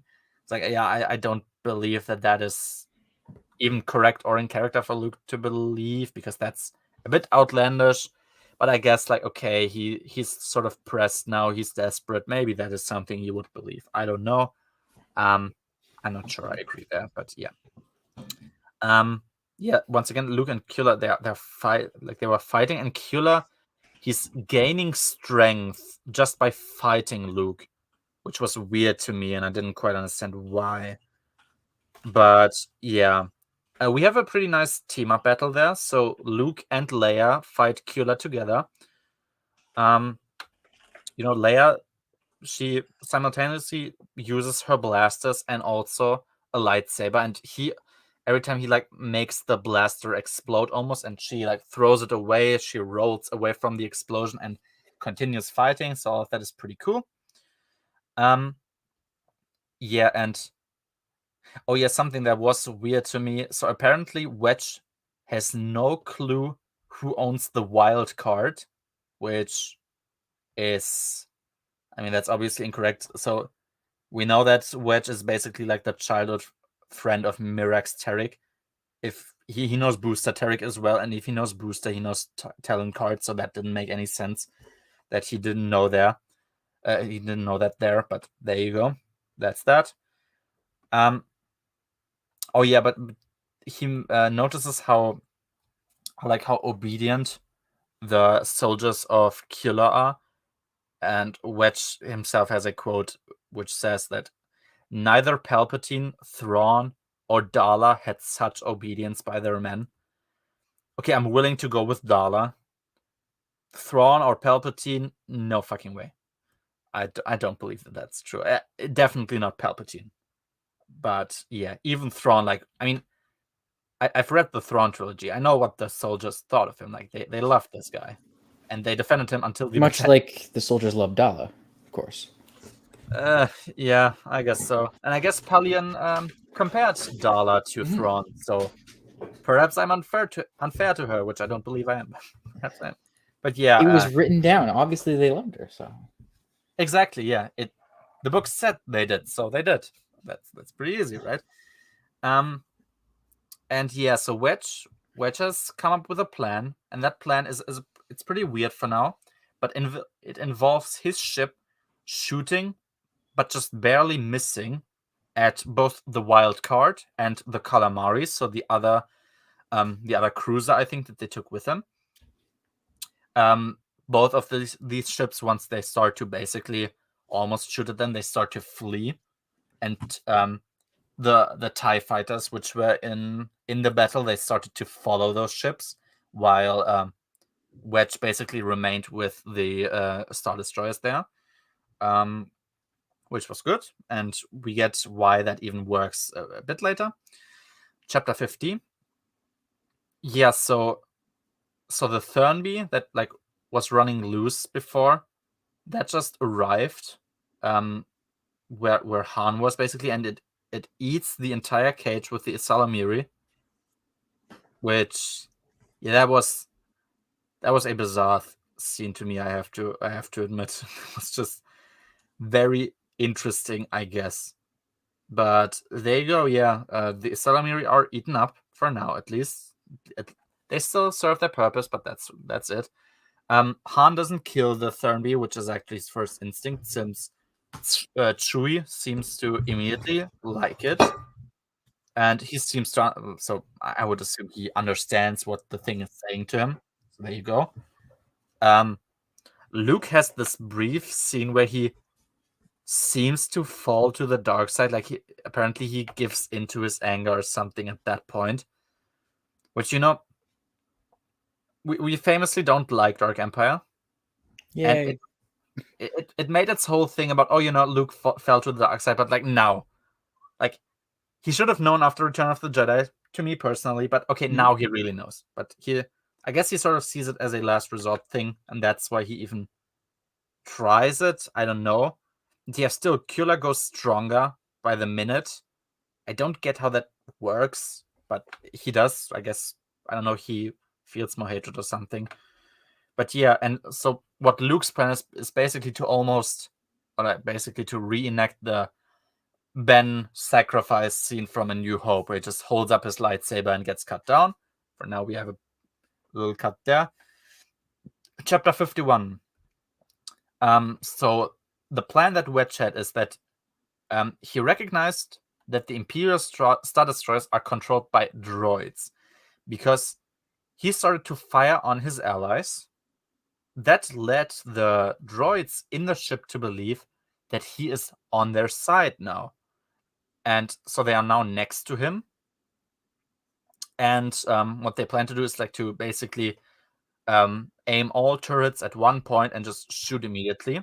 It's like, okay, that's a very risky plan, but that makes sense. Okay, look, not every... No, I guess it's efficient to let droids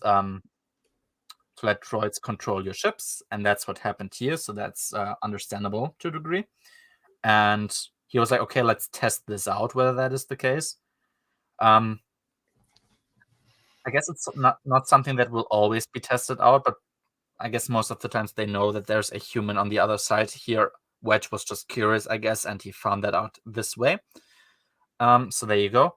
And yeah, apparently Luke's plan was he wanted to assist Leia as a ghost. Apparently, if I didn't misunderstand that, Luke's plan was basically to sacrifice himself and help Leia win the fight. I don't like that. That is a very stupid plan. I don't know why. I mean, it's cool. It's nice that he wants to sacrifice himself, but there you go. And it's still, I mean, it's nice how Luke and Leia interact in this story generally. I think before, like, there was this scene where, I think it was before at least, where Leia and Luke reunite, and he's like, "Oh, hey, try to jump up here, like use the Force, like a Force-enhanced jump," and she manages, and they have a nice scene there. But yeah, that was a bit strange to me. But yeah, but before anything happens, Luke starts to feel the Force leaving him, which I was like, okay, I guess that's the Salamiri. But yeah, that's that for that chapter. Chapter 52. There was really not a lot to say there. Wedge immediately capitalized on their advantage, and he manages to destroy both of the Star Destroyers. Nothing more to say. The Wildcat and the Calamari, they helped him. So there you go.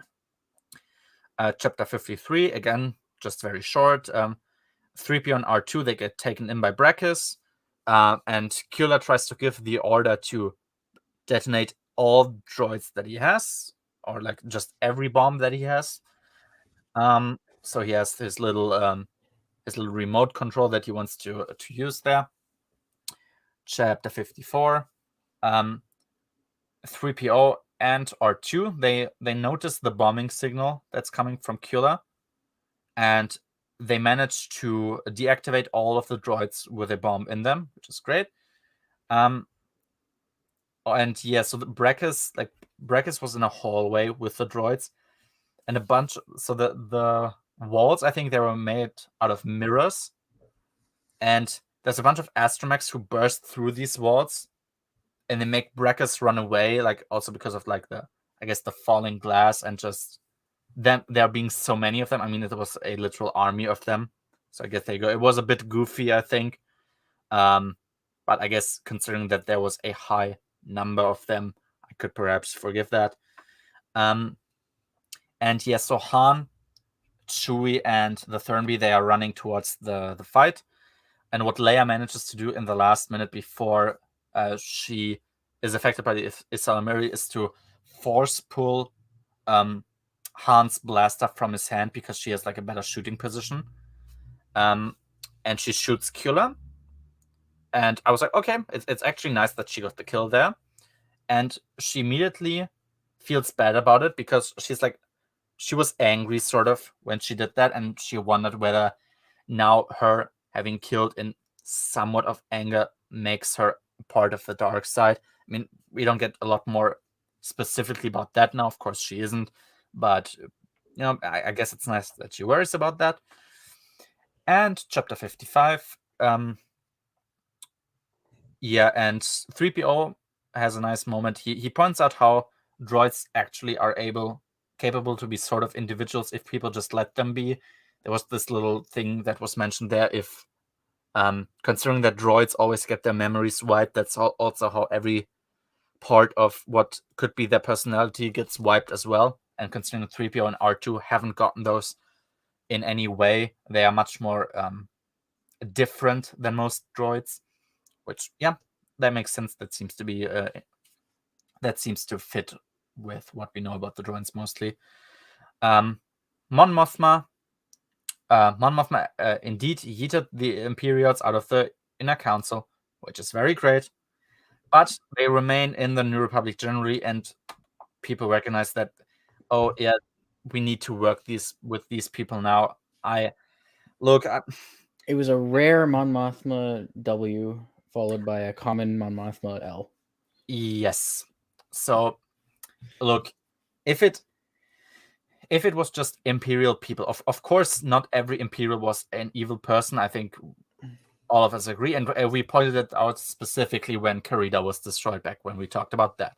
Of course, every Imperial isn't evil, but every Imperial, every junior senator that we got introduced to in this book actually acted like a villain.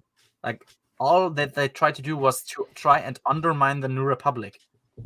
Like, you can't make that point, oh, we have to accept that they are part of that now, when all of them actually are trying to subvert your faction. That doesn't work that way. Yeah, and as you said, yeeting them out of the Inner Council, perfect. They have nothing. They have no reason to be there. But yeah, keeping them in the Senate, big L. That sucked. That was bad. Sorry, it's still cringe. Yeah, exactly. So, yeah, when she talks to Leia, she, of course, Leia isn't too happy about them even remaining at all, and she really emphasizes the Solo when she mentions her full name, implying, oh, your husband, he also wasn't the nicest person. I was like, you're comparing smuggling to the Empire and to like subversion of your entire faction. That is hilariously stupid. Like that actually has no place being there. I'm sorry. Leia, she briefly remembers how she saw Kula's face. When she killed him, the mask, the skull mask that he had on for the entire book slipped off, and it was a very like childish and youthful face. And she mentions how this childish face would haunt her far more than the skull mask could ever do, which is cool and perfectly understandable, and it's a nice scene. And that's it. That's the New Rebellion, the entire book. The last like 10 chapters are really, really fast paced and just snappy. Exactly. They resolve everything. Like everything flows together, culminates into one, or like let's say two storylines. Everything that was separated before, and it felt perfect. That was just the right pace that I really wanted towards the end. Didn't meander around too long. It always felt as though there was something to say there. Yeah. So yeah, overall, what did you think about the book, I guess? And out of 10, what would you give it? I like this book a lot. Mm-hmm. I don't know. I'm somewhere between a 7.5 and an 8. Mm-hmm. Yep. So I'm feeling like being nice, so I might give it an 8 and just throw it in A tier. A tier, yeah. Yep, I agree. It's a pretty great book. It has it has some insane weaknesses, but I think overall it's still pretty great throughout. I also said like somewhere in between 7 and 8. I also like I think I was like first tending to a 7, but I think I'm also gonna go up there. I think the end is really strong and really brings it home. Yeah, no, that's true. I think at least a 7.5. I might also be at an 8, but at least a 7.5 I would give this book because yeah, it's really, really strong. And apart from some cringe scenes and a storyline that really isn't that well done and also not well resolved, this book is definitely worth reading. It doesn't feel as long as it is actually, which is a big plus. And yeah, there you go. That is The New Rebellion. It was a pretty great experience. I don't think that there's anything really left to say.